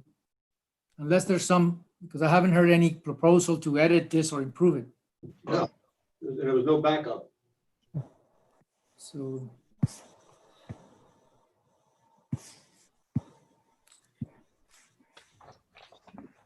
No, we haven't done the research on this because this is, I think, the first time we might have been talking about it. It has been on this agenda for Months. months. Yeah. Dare I say, maybe a year, almost a year. So, I mean, can we take a survey of what other communities in Westchester County are doing? We can do that. I don't think this New York City is analogous, but I think, you know, No. focusing it on our own concerns, so maybe we do the improvements. We'll contact the other managers and see what the process is in those communities. I think this is easily solved by limiting the renewal process. But I can do that research and provide it to the board. Thank you.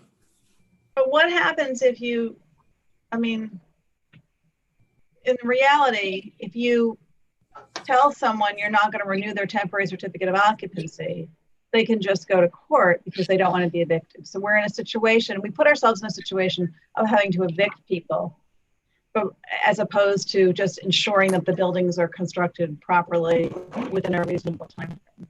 And we are in situation. Except that in that case, you do have a remedy against the, I guess, a stick against the property owner, which is that if you don't have a CO, the village can recover civil penalties for that period, even without evicting the people. So But it just seems like we're putting ourselves in a position we don't necessarily need to be in.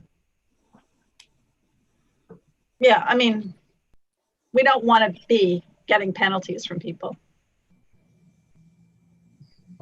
if it solves, You the get to be problem, maybe, You get to be the bad guy. no, I know, but if it creates the incentive to finish the punch list items, Yeah. then it's, you know, it's not necessarily a bad thing.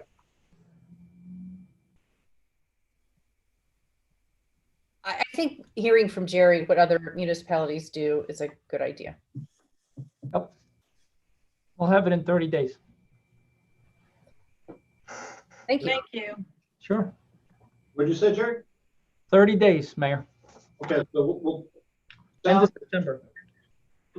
put this back on the agenda for the second meeting in September. Yep. Okay. Okay, next on, you know, we're actually making some headway here. 50-foot setback. Full-time attorney and land use attorney.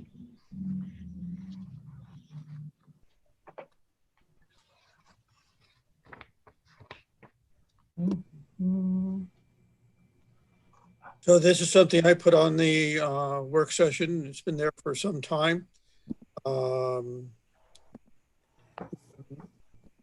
Some of us ran on the platform of a full-time village attorney and land use attorney. I took the RFP that was previously used for looking for an attorney, tried to update it somewhat. There's nothing magical about, you know, the rates or anything. We can, you know, but I'd like to move forward on it. I'm putting out an RFP. Well, I could just say this. I ran originally in 2017 on hiring a full-time village attorney. I was responsible, I think, largely for a full-time village attorney who was a village employee that was hired in 2007. When I came here after I won the election, I had a discussion with the village attorney, and I told him that that was my goal. But the board was a different configuration at the time, and we said we'd give it a year. And I can say this, I don't think that the village has ever had better legal representation than we have now. I don't think we've had a situation where we've avoided the kind of litigations that otherwise we fell into before. And I think that we have an excellent arrangement where we have a good attorney who is in the office every day and supporting our staff, which was one of the main reasons that I wanted a full-time village attorney, was to support the staff. And when I ran again in 2019, I didn't say that. So I'm willing to admit that it's something I did say, but I was shown that things could be done better. So that's where I stand on this.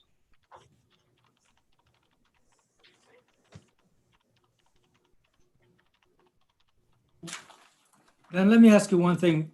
There are actually two RFPs here, and there is really no mention of full-time.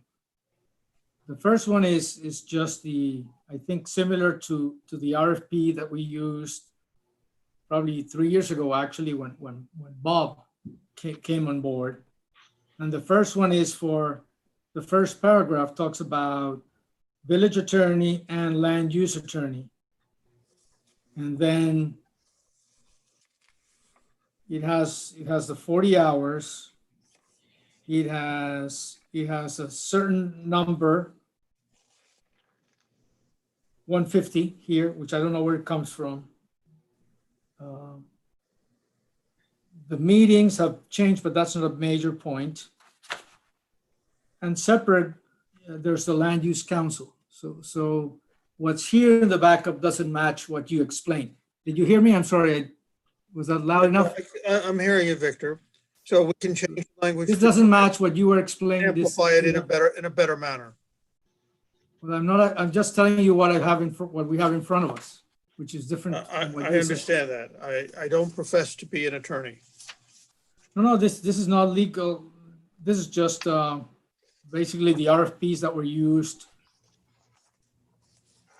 3 years ago, but it's. There were two That's RFP. There were two RFPs that I had submitted. Correct.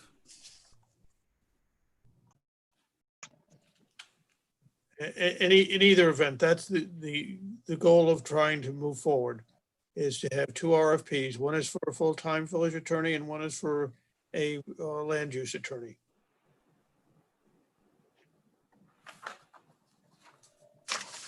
So either we want to do that or we don't want to do it.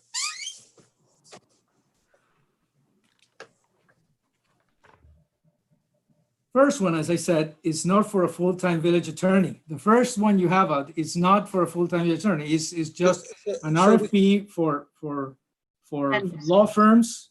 So it's different, because if you're doing a kind of a search or to do a full-time, it's I would say different from just doing the RFP. It would require it is a more personnel matter. This is a contract. Essentially, this one seems contractual. This is contractual, if I can summarize it that way. This is two RFPs to have attorneys be hired under contract in both instances. Understand. And Victor, your points are well taken. So how would you like to modify the language to say it the other way? I think it's a different animal. It's a different story, because then it requires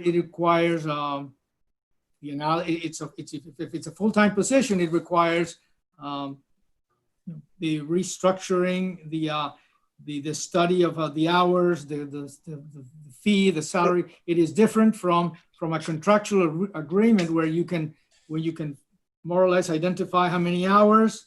And we have already had a couple retainers. We have a retainer now, so with that's a guy.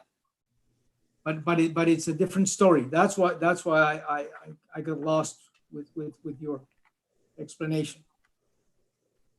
Okay. And they actually don't. The land use council does follow what we used way back, but not the first one. The first one is really Okay, not so what you. You're an attorney. How would you change the first one to reflect what is the desire? I think it's nothing I can do or can do now. It is an employment matter. It would need to be restructured that way. It would require elaboration, and I think it would require study. So that's why I was at least trying to understand what we have in front of us and the options. But on that, we have a different, this is going in a different direction. So the question is whether or not, from my vantage point, the question is whether we want to move to a full-time village attorney or not, and a part-time land use attorney. Those are the questions before the House. The language is, you have pointed out, is not the correct language, but the language can be modified. The question is the concept. Either we want to move forward on it or we don't want to move forward on it. I think it's important to find out what services are being provided now, how staff feels about the services that are being provided now, what we would want in the future. I think what this requires is looking at what's going on now and judging if that's working or not, other than just being doctrinaire and saying, I once said this, so I'm going to, continue on down that path. I think we have to have, it's an important and a hard decision. I think what Mr. Natchez is talking about is hiring someone who's a village employee who works directly for the village as the village attorney. And that is a huge decision. And if you hire someone and that person doesn't work out, it leaves the village in a real bad hole for a long time. So I think what you have to do is have a parameter of what you want and where you want to go, where you want to take this community on a legal level, and honestly look and say, is that not happening now?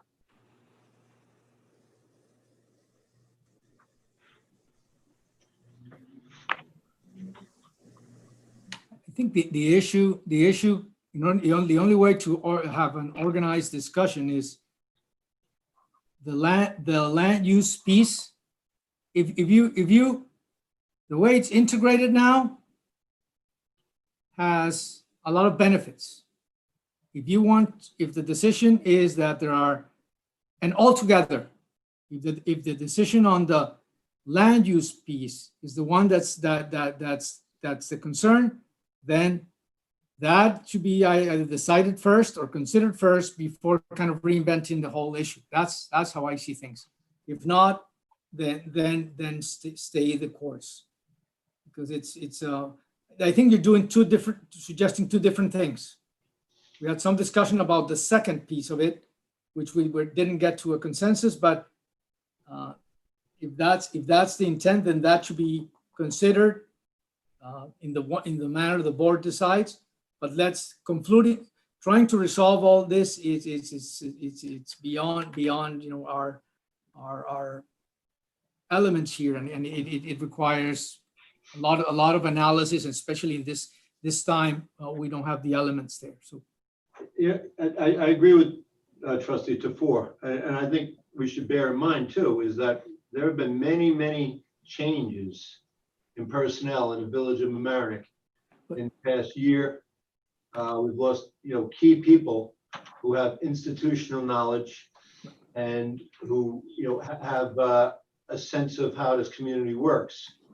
I'd hate to have to try and get, and we also have significant litigation that is currently being handled that is very important to the future of this community.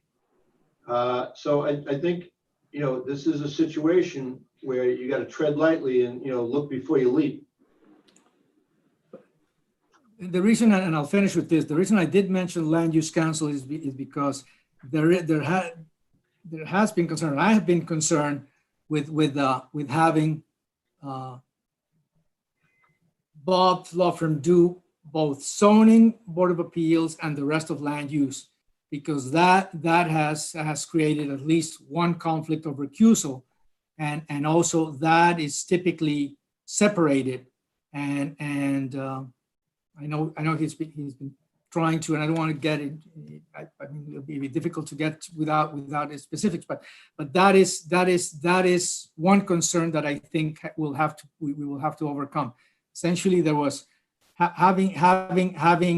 avoiding those kind of situations. I think will be better for the village. So that's a discussion that was pending. So that's why I raised the issue of land use council. So why don't we put that on the agenda to discuss, especially the zoning part? Yeah, I think we should. I think we've heard from some land use boards that they feel that there should be a separation, and I think we've discussed that, and I think that we should be discussing that.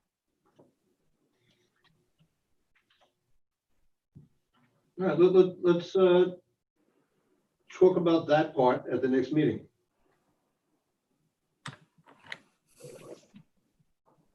The next is dogs in village parks.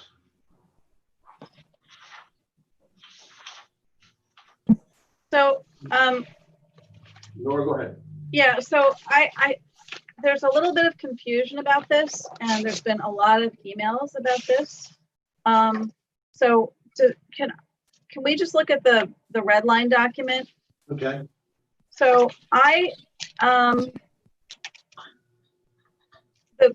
the Rec and Parks Commission had asked that the law be bifurcated and that we just actually deal with the proposal for having dogs in Harbor Island Park first, and then have and putting the dogs in the other park for a different conversation. So if we could talk about just the dogs in Harbor Island Park, with that light, is anybody amenable to that? I am amenable to that bifurcation. Okay. Anybody else? Yeah, that's fine. If that's the way the Parks and Rec want to go about this, that's fine. So, Yeah. I'm sorry, go ahead. no, I'm just saying it seemed to be one way of approaching it, because there seemed to be less of all the complaints. There weren't complaints about doing it in Harbor Island Park. There were other parks. So that maybe we would have different conversations about them. So if we're going to go through with that, then we need to look at these drafts, which are from June, and see what changes we would want to make. Yeah, I mean, I would like to do that, but I just want to, I was in a park recently, and I came up with an idea. And one of the things, I mean, and this is kind of separate from this, right? But you know what a sewage treatment plant is, obviously, right? Sure.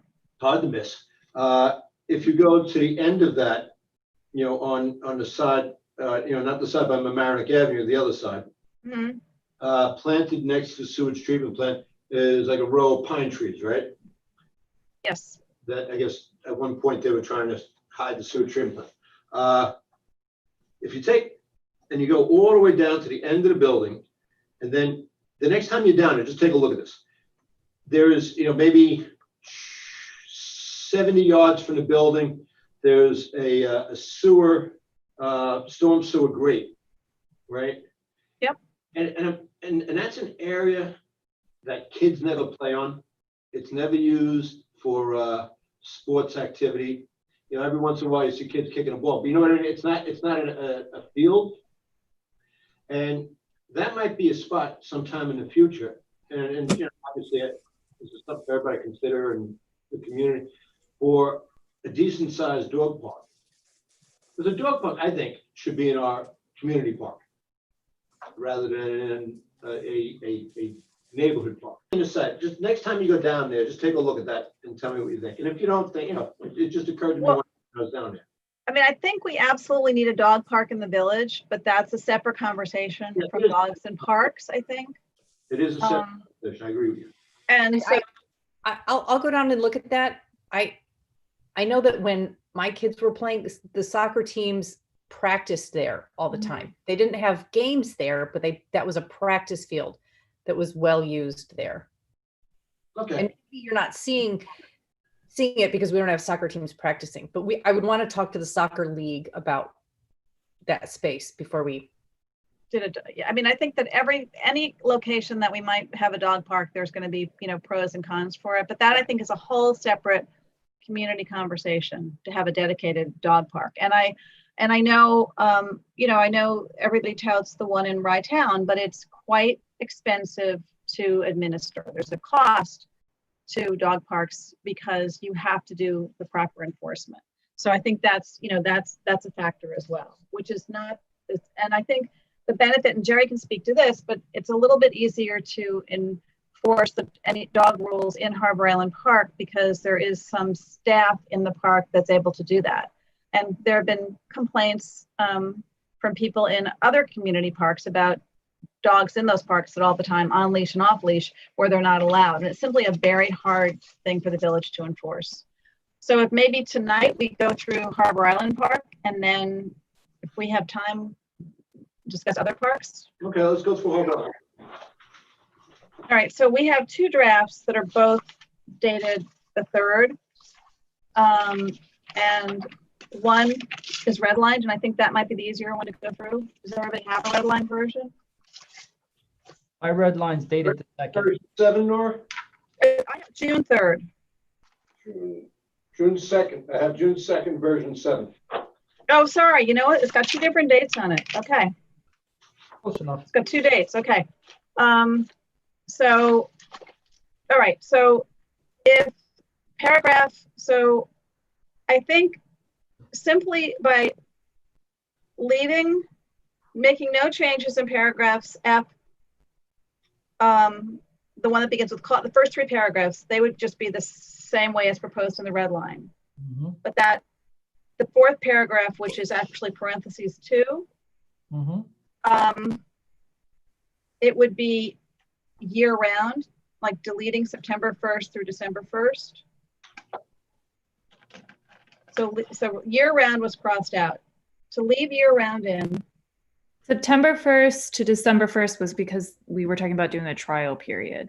Right, and we're not, yeah. We So, get rid of the trial period. right, and the whole idea was that the trial period was going to be in every park, but that's really not what that's not, the committee had actually recommended that the trial period be in other parks. I think this is just, it all kind of, the recommendations happened right before the pandemic, and so they weren't fleshed out. But the trial, the proposal was that the trial would have been only in Columbus Park and Florence Park, but it ended up being in all the parks in the law. So in any event, just leaving it year round between. Strikeout. Yeah. So leaving it in Harbor Island Park year round between 7 a.m. and dusk. Dogs are permitted in all areas of the park other than the playing fields, playgrounds, and the beach when under the supervision of a person having custody or control of the dog and on a leash not exceeding 6 feet in length. There was a conversation about having a fixed leash. I'm not sure why that was stricken. I remember that. I remember. Yeah. I remember the conversation. I don't know if you care. Yeah. Just Oh. so It was because Dan Natchez was saying you're keeping someone who has a flexi leash. If they keep it at the 6 feet the whole time, what do you care if it has the potential to become a flexible leash? It just, some people might not have a fixed leash. But if you keep it at 6 feet, but Dan can jump in if I'm putting words in his mouth. No, that's how I remember. I remember because I agreed with Dan. I think that this was a comment that was put in by the Parks and Rec Commission, I believe, and it was that the whole point that it's too easy to not keep it at the fixed length, and then enforcement is difficult. So it just makes it easier for people to have to comply because they have the correct length of the leash, and Yep. and that it's less of a supervision issue. Like, I mean, the dog that I walk is not my dog, and she is tiny, so I have no preference. I don't think we need fixed myself.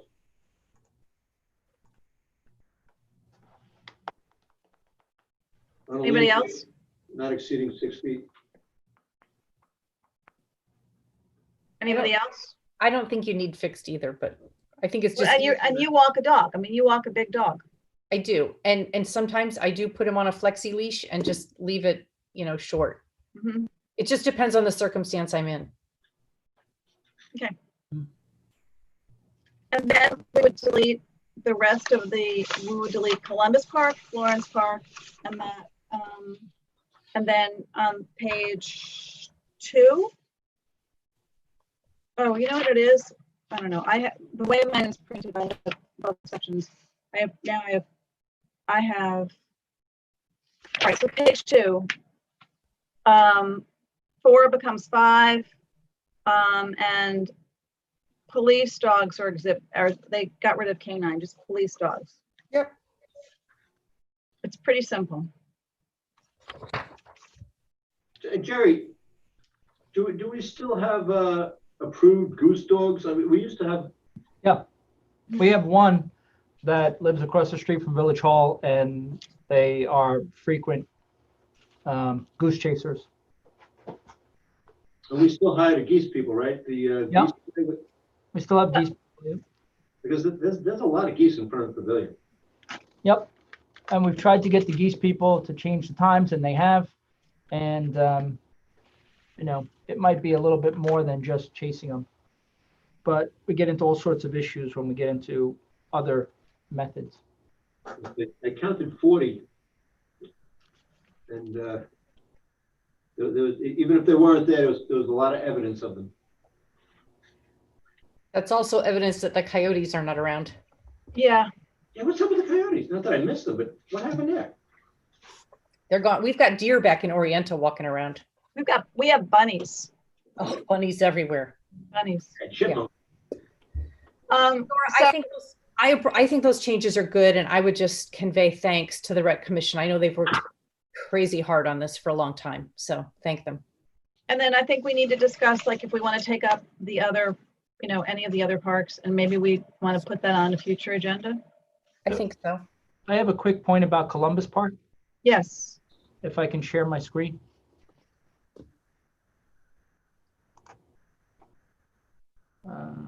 Where is it? 1 second.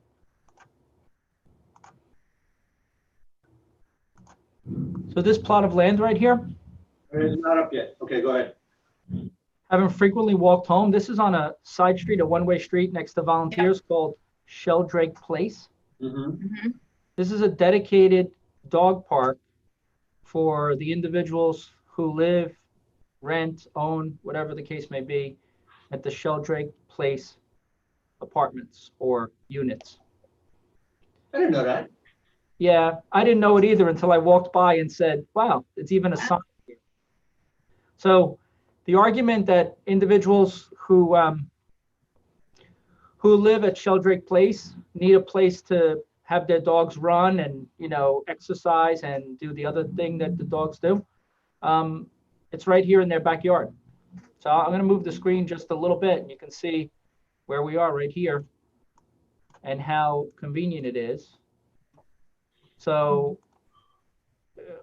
the point is, we're adding more playground equipment to the park, and we know that there's going to be a conflict between little kids and big dogs or dogs. And I'm not sure if it's a valid, you know, argument that Sheldrake Place residents don't have a place. Now, I'm about ready to have a conversation with Charlotte, and we go site visiting sometimes, and this is going to be one of the sites that we visit to get it cleaned up. But they do have their own dog park, so that's the sign right there. Okay. You know I what? can't get into it. I can't get close by because My own self, I mean, listen, I don't have a dog. I like dogs a lot. I don't have a dog. And I think 99% of dog owners are good, responsible owners. But, you know, for me, it's that 1% who, you know, thinks their dog is fine and it's okay if their dog runs up to people. And it really scares sometimes children and older people. That's my concern. So we do have a dog park. It's just not a village dog park. It's a private dog park. But there is one here for these residents. So, and to their credit, they created one because they knew it was going to be, you know, families with dogs, like the Avalon is where I live. So if we, at the last time we discussed this, we had hoped that the rec commission would reach out to or figure out a way of getting input from neighbors. So I'm at the next meeting, all of the comments that we've received about dogs and parks are going to be part of the agenda for the rec commission, and to think about, so maybe they can do some outreach to see what other parks might be available. But I think they need to know they haven't seen any of the emails that we've received, and I think they should. Yep. Well, they haven't seen any emails pro and con, and all of that. Yeah. And there have been a lot, so. Is Dan on? Dan, can you hear us? Sign off. Yes, I can. Have you gotten, I didn't make the meetings in July because I was out, but did you go to the meeting with Jason and Barry to Parks, or Nora, you were there? Yeah. You were there, okay. Yeah. Do they want this for September, or are they talking about something else? Well, so I think they were hoping that we could discuss discuss dogs in all the parks, but that if we split it up, it might be a possibility of fast tracking Harbor Island Park and evaluating which other parks should have dogs. I think that they were smart to do that. Dan Sono, I just want to ask you a question. Doesn't Scarsdale have a dog park? Mm-hmm. No, not that I'm aware of. They didn't have one when I was there. I believe New Rochelle has one. Yes, Right. Ward. Ward, okay. Dan, we have to do that. We have to do that survey of the managers. So let's throw this one in as well, this question in as well. This way we can get, we can kill two birds with one stone. I don't mean killing birds. I'm just, Christy's going to give me the look now. I'm already shaking my head. One of the first things I do when I return on Monday. So are you carving out Harbor Island Park and we're done with Harbor Island Park? Like, is that off? And then you just want to have the park commission discuss? Well, The others, yeah. we'll be able to pass this law that just does it in Harbor Island. That's Yes. the intent, right, Nora? Yes, and I think that although maybe people can't remember this, in January or February, we had a very good map that Jason put together that showed the places in Harbor Island Park. So I think that would be very good agenda backup. Yes. So, okay, so when would this start in Harbor Island Park? I wait as soon as we pass the law, if we pass the law. So I mean, we have to schedule a public hearing on the law. I don't know who it has to get circulated to. I don't think it has to go to land use boards. It's not a- Yeah, but you're creating a law just for Harbor Island Park, and then you're going to amend the law? Because we should start, if we're going to start with this provision for Harbor Island Park, we should just have a law for Harbor Island Park, and then once everything shakes out with the other parks, then just amend the law, right? Or do you want to wait for the whole thing? No, we're going to start with Harbor Island. I'm sorry. Yeah, do Harbor Island Park first. Proceed with Harbor Island Park while the other parks are being evaluated. Okay. Okay, yeah, and if there's a hiccup in Harbor Island, then, at least we'll have a heads up, right? Yeah, and I think that Jerry can really speak to this, but enforcement is an issue, and because there are people who are in the park who now have the ability to enforce the code. Yeah. It's not like everybody. I think the rec commission thought anybody who worked for the village could issue a summons. No. Any parks department person could just issue it, and that's not the case. So it's a burden for the village to have subtle differences. But we have one parks employee on purpose, and we have one recreation employee on purpose. But their home base, though, is Harbor Island Park. Right. So if there are issues in Harbor Island Park, we'll address them. But the other parks, I know that they put miles on their vehicles to go to the other parks and do inspections and talk to people. And we're trying to do soft enforcement, relying on maybe just a discussion and trying to change the culture.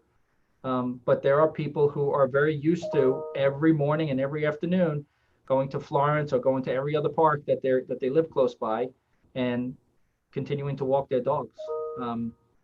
So Sure. At some point, I got to bring, we have to bring out a hammer. We can't just have a nice, we can't share a cup of coffee. Jerry, the park rangers, can they give us a ticket? I don't know anything about the park rangers, truthfully. I think they're more like watch people, Yeah. than in fact the traditional park ranger. Like in the movie Elf, the park rangers are mean and they're tough. So I don't think that we have park rangers like that, but I know that the recreation person and the parks employee are pretty tough. So I think we'll make some headway this year, and that was the intent. The intent was to try to get try to get some individuals who actually work in the facilities with the ability to write people up. Okay. Thank you for the movie Elf reference. That's great. And maybe we could put some more signage in the parks that don't allow dogs so people are more aware of it. I don't know. Yeah. I think there was so much confusion with what people thought was being considered for parks and dogs. Some people thought, we were going to create a dog park within Florence Park. That was never being considered. Right. And people who don't want dogs in the park think they're going to be allowed all the time. And we're talking about, an hour in the morning, 2 hours at night. That's it. I mean, it's not, I just think there's a lot of confusion about what was being considered. But then there are also a lot of people who understand the dogs aren't allowed in the park, but they're there all the time, and they fear that it will be bigger if there are people there. So that's where we have to have a whole conversation. Right. One of the things when we got a lot of information on Facebook, there was pictures of dogs running around Florence Park off leash. Yep. So not only are they not supposed to be in a park, right, they're running off leash. Yep. And it was portrayed like, oh, isn't this a good thing? But it was like, no, they're the law twice. Right. Exactly. But whatever. I mean, listen, I don't want to be anti-dog. I'm really not. I like dogs. I just, we'll do what we got to do. But I think this is a good start, and I really do applaud the rec board for realizing that it's better to get started with half the loaf and see how that works out. Yeah. A lot of times people That's true. get locked into something and they don't. This is a good start. I commend them. But can we put this on the agenda for the regular meeting to schedule a public hearing in September? Sure. Everybody okay with that? Yep. Okay. And we'd schedule the public hearing for September 29th or for the first week in October? I think you could do it for the 29th, right? Because you don't have to have, you know what I mean? You don't have to inform boards, commissions, or anything. So why not? Yeah, okay. Is that? Yeah. Okay. And also the next meeting for the Park and Recs Commission is September 2nd. So we can have kind of a report back by the 14th from them about other progress, other parks. All right. It's past 7:15. How about if people cannot add stuff to the agenda, the only thing on the old business that we'll have next week is changing authority to appoint supervised clerk treasurer, and then all of the new business will be new business still, and we can just roll through that next week or in 2 weeks, unless of course any stuff that needs to get on by the staff. But I think this is a good point to go into our regular meeting and try and get out and have a decent dinner time. So you want to open up your other binders?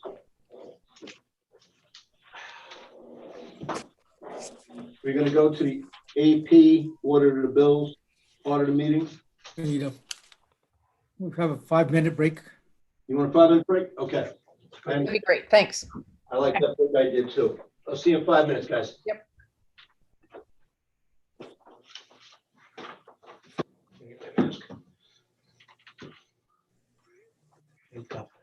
Break.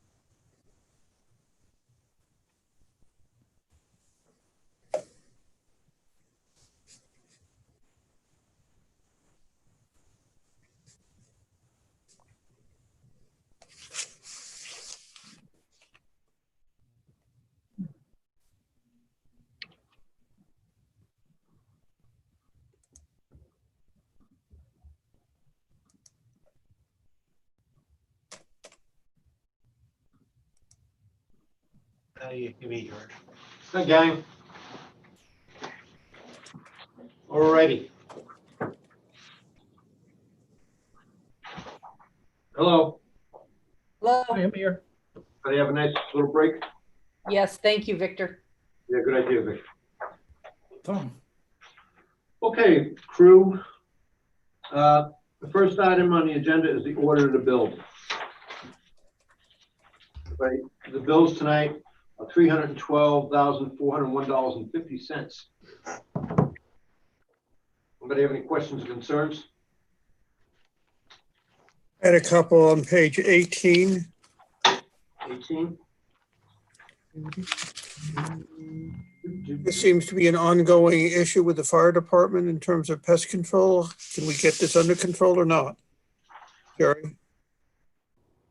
You want to get it under control, or do you want us to get a new company to do pest control? I don't know. I don't know what the issues are, but it keeps reappearing that we keep spending money. It's not a lot of money, but it adds up.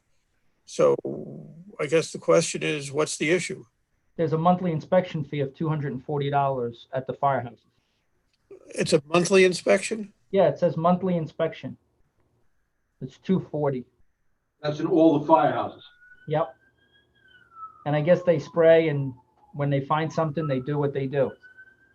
So that's why it keeps coming up. It's $240 per month. I can check into it.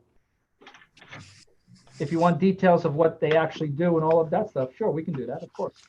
So you're telling me it's what you have is a yearly contract? We may or may not have a contract, but we have a monthly fee that we pay.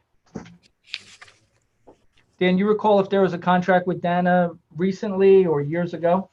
I don't know, but it's, like any location, some areas of the village, there are pests that we have to deal with. Yeah, we'll look at it, but this is a monthly inspection fee that they charge us. Just also bear in mind that they are old buildings and they have industrial kitchens that get a lot of use. Yeah. Page 34.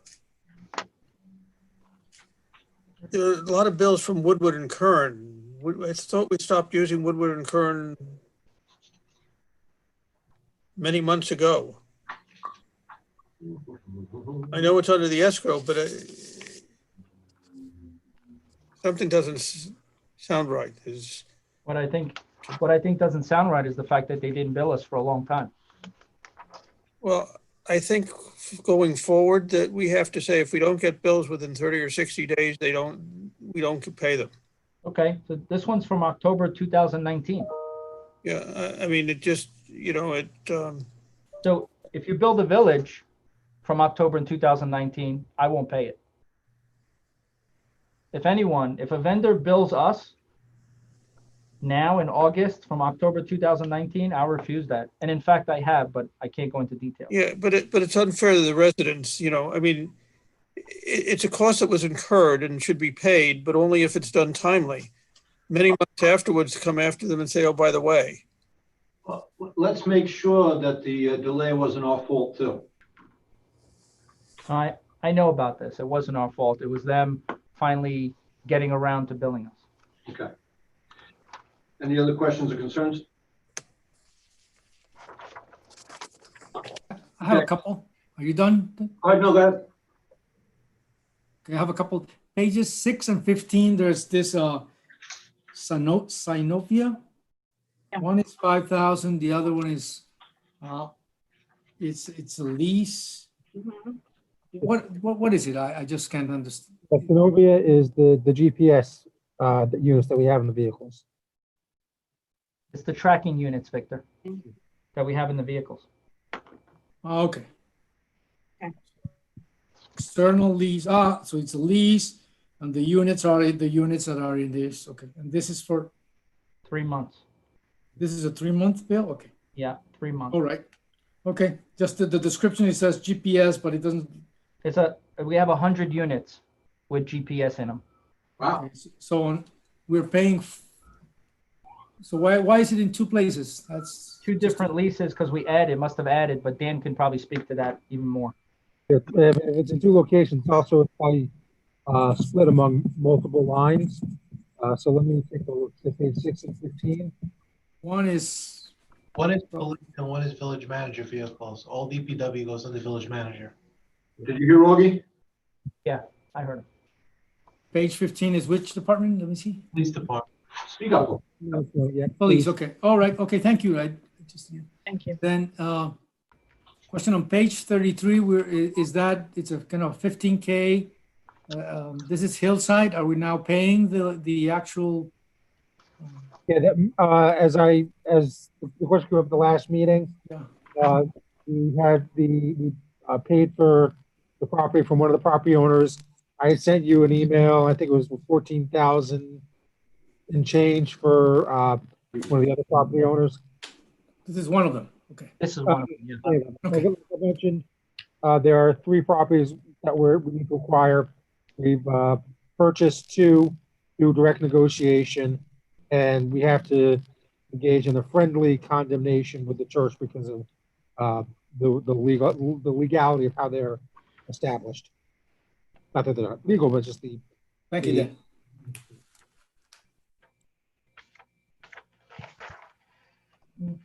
Anybody else? Like a motion, please? So moved. Second, Augustino. Trustees Winstrup, yes. Natchez, Yes. Lucas, Yes. Before, Yes. Mayor Murphy. Aye, thank you. Next item on the agenda is acceptance of donations. This one is a bench at Harbor Island Park. Mr. Robert Lasagna and Miss Lisa and Zizi Lasagna are desirous of donating a bench to plaque the Village of American Harbor Island Park for residents to enjoy.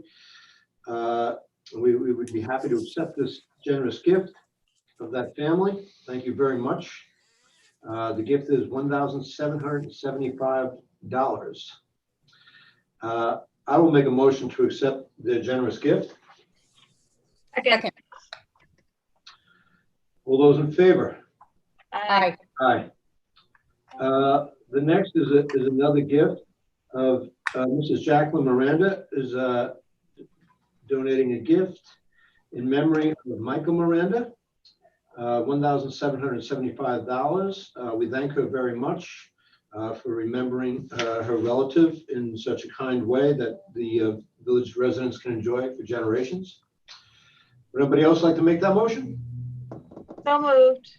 Second, All in favor? aye.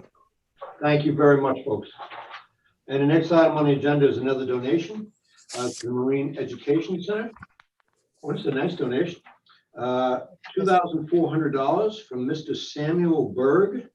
Nice. And, I have touted the Marine Education Center often.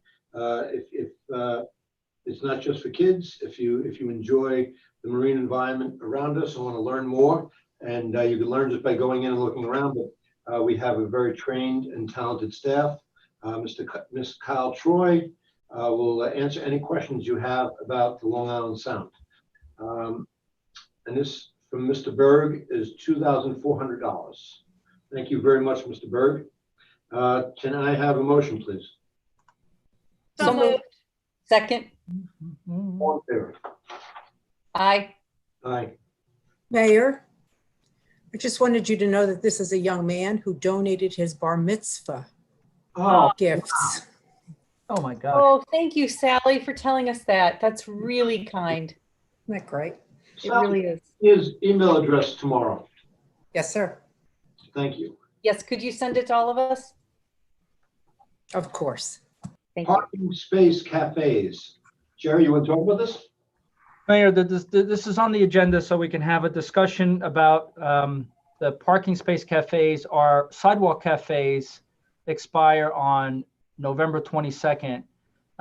Typically, I wouldn't have a concern about that as we haven't had in the past, but with the parking space cafes, it seems like November 22nd might be going down the road a little too far with the parking spaces, only because I'm a snow guy and we have had snow in October, and I would hate to have that issue where we are dealing with removing concrete blocks while we're preparing for a snowstorm and all of that stuff. So I wanted to see if the board would have a discussion about ending the parking space cafes with that in mind, keeping, maybe sometime in October or in and around there. When I was thinking about this today, I think what we might want to see is how other communities are handling this too. Okay. I don't want to be in a position again where we're behind the eight ball and our restaurants are not able to compete adequately. Okay. So can we just check, maybe Larchmont and Rye and a couple other communities that are doing this and see what their plans are? Sure. I can speak for Rye. They're extending it month by month. Okay. Maybe Halloween. Mm-hmm. I also want, how much time would it take to remove the cement barriers? I mean, A full we day. sometimes get a few days notice on a snowstorm. Mhm. Is this a 2-day job, a 1-day? I mean, do we know? Oh, it's a full day to remove them with a large crew, Kelly. Yeah, okay. And that would take them off of whatever they were doing to do this. Yeah, preparing for snow, Yeah. like installing plows and other things. Yeah. And Jerry, can we reach out to the Chamber of Commerce too? Okay. I'll talk to Rich. But we do hear you, and I think if you go to them, tell them we hear your concerns. So we're thinking about end of October, more or less. Okay. Some flexibility, and in line with what municipalities are doing. But you have to administer the issue. So we hear your concern. Yeah. I'll talk to Larchmont tomorrow, and all I know is Larchmont and Rye. I don't know of any other community that's doing this. Maybe White Plains is doing it. I don't know. I don't know that. I haven't been up there. Don't leave the house. New Rochelle is doing it in some spots. I know Greenwich is doing it. City's definitely doing it. City's doing it all over, but we can't. City. Okay. I'll look around. Like I said, I tend to dine out a lot. Okay. Not alone. I have a young lady. But, okay. Resolution adopting revised LG1 retention schedule for New York State Archives. Somebody want to explain this? I can't explain it. Maybe Augie can.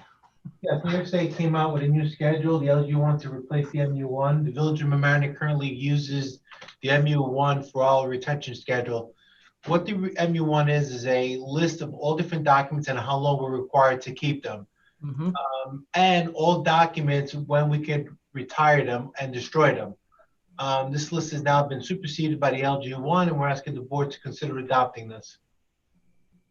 Are these documents scanned into a computer anywhere before they're destroyed? Most of the documents before they're destroyed are scanned into the system.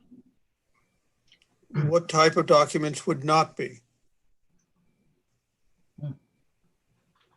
Documents that are no longer, documents that we have not gotten to down at the Halstead facilities that have exceeded the retention period and that are not scanned will not be scanned because we are no longer required to maintain them.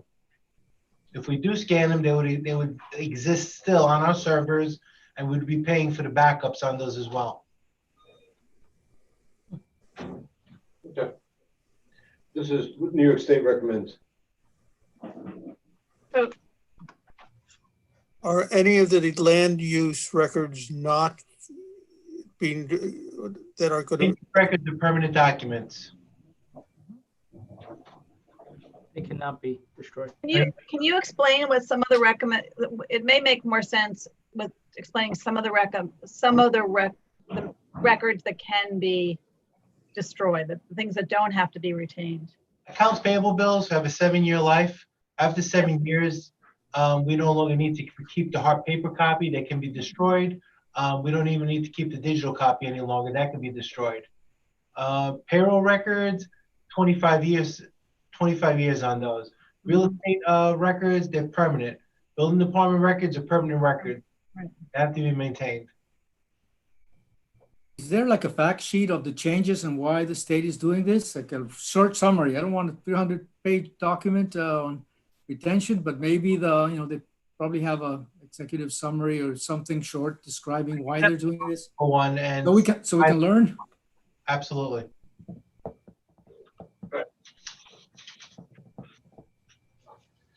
Anybody want to make a motion on this? So moved. Second, Augustino? Trustees Winstrup, yes. Natchez, Yes. Lucas, Yes. Before, Yes. Mayor Murphy. Aye. Resolution authorization to execute a grant contract between New York State Governor Traffic Safety Committee for police overtime reimbursement. Is this for particular program? I think this is for drunk driving, right? Yes, part of a program we have, and until it extends to the new year, we need the board to authorize it. Okay. Any questions? No. I'll make the motion. Second, Augustino? Trustees Winstrup, yes. Natchez, Yes. Lucas, Yes. Before, Yes. Mayor Murphy. Okay, this was, the next item on the agenda is a resolution selecting a green option with more environmentally viable sources of energy at the Village of Mamaroneck default energy selection from the Village of Mamaroneck's option in the Community Choice Aggregation Program, which the village has been a part of. They came to our last work session, or no, they came to our last regular meeting and gave us a presentation. Does anybody have any questions or concerns? No, their presentation was excellent. They've really done a great job. Residents should know if they don't want to participate, they absolutely do not have to, but I really, hats off to Sustainable Westchester. What a great group. I agree. And I just want to point out that when I was on the town board, Nancy Seligson was very involved in Westchester County in getting this going. So I want to give kudos to my ex-colleague, Supervisor Seligson, who really, in her whole municipal career, has always been on the cutting edge of environmental initiatives. So we need a motion? So moved. Second. Augustino? Trustees Winstrup, Yes. Natchez, Yes. Lucas, Yes. Before, Yes. Mayor Murphy. Aye. All right, that brings us to the end of tonight's festivities. This is an AP meeting for minor items. I wish everybody a good rest of summer. Happy Labor Day. I'll see you all anon. Need a motion to adjourn? So moved. Second, All in favor? Aye. aye. Aye. Aye. Good evening.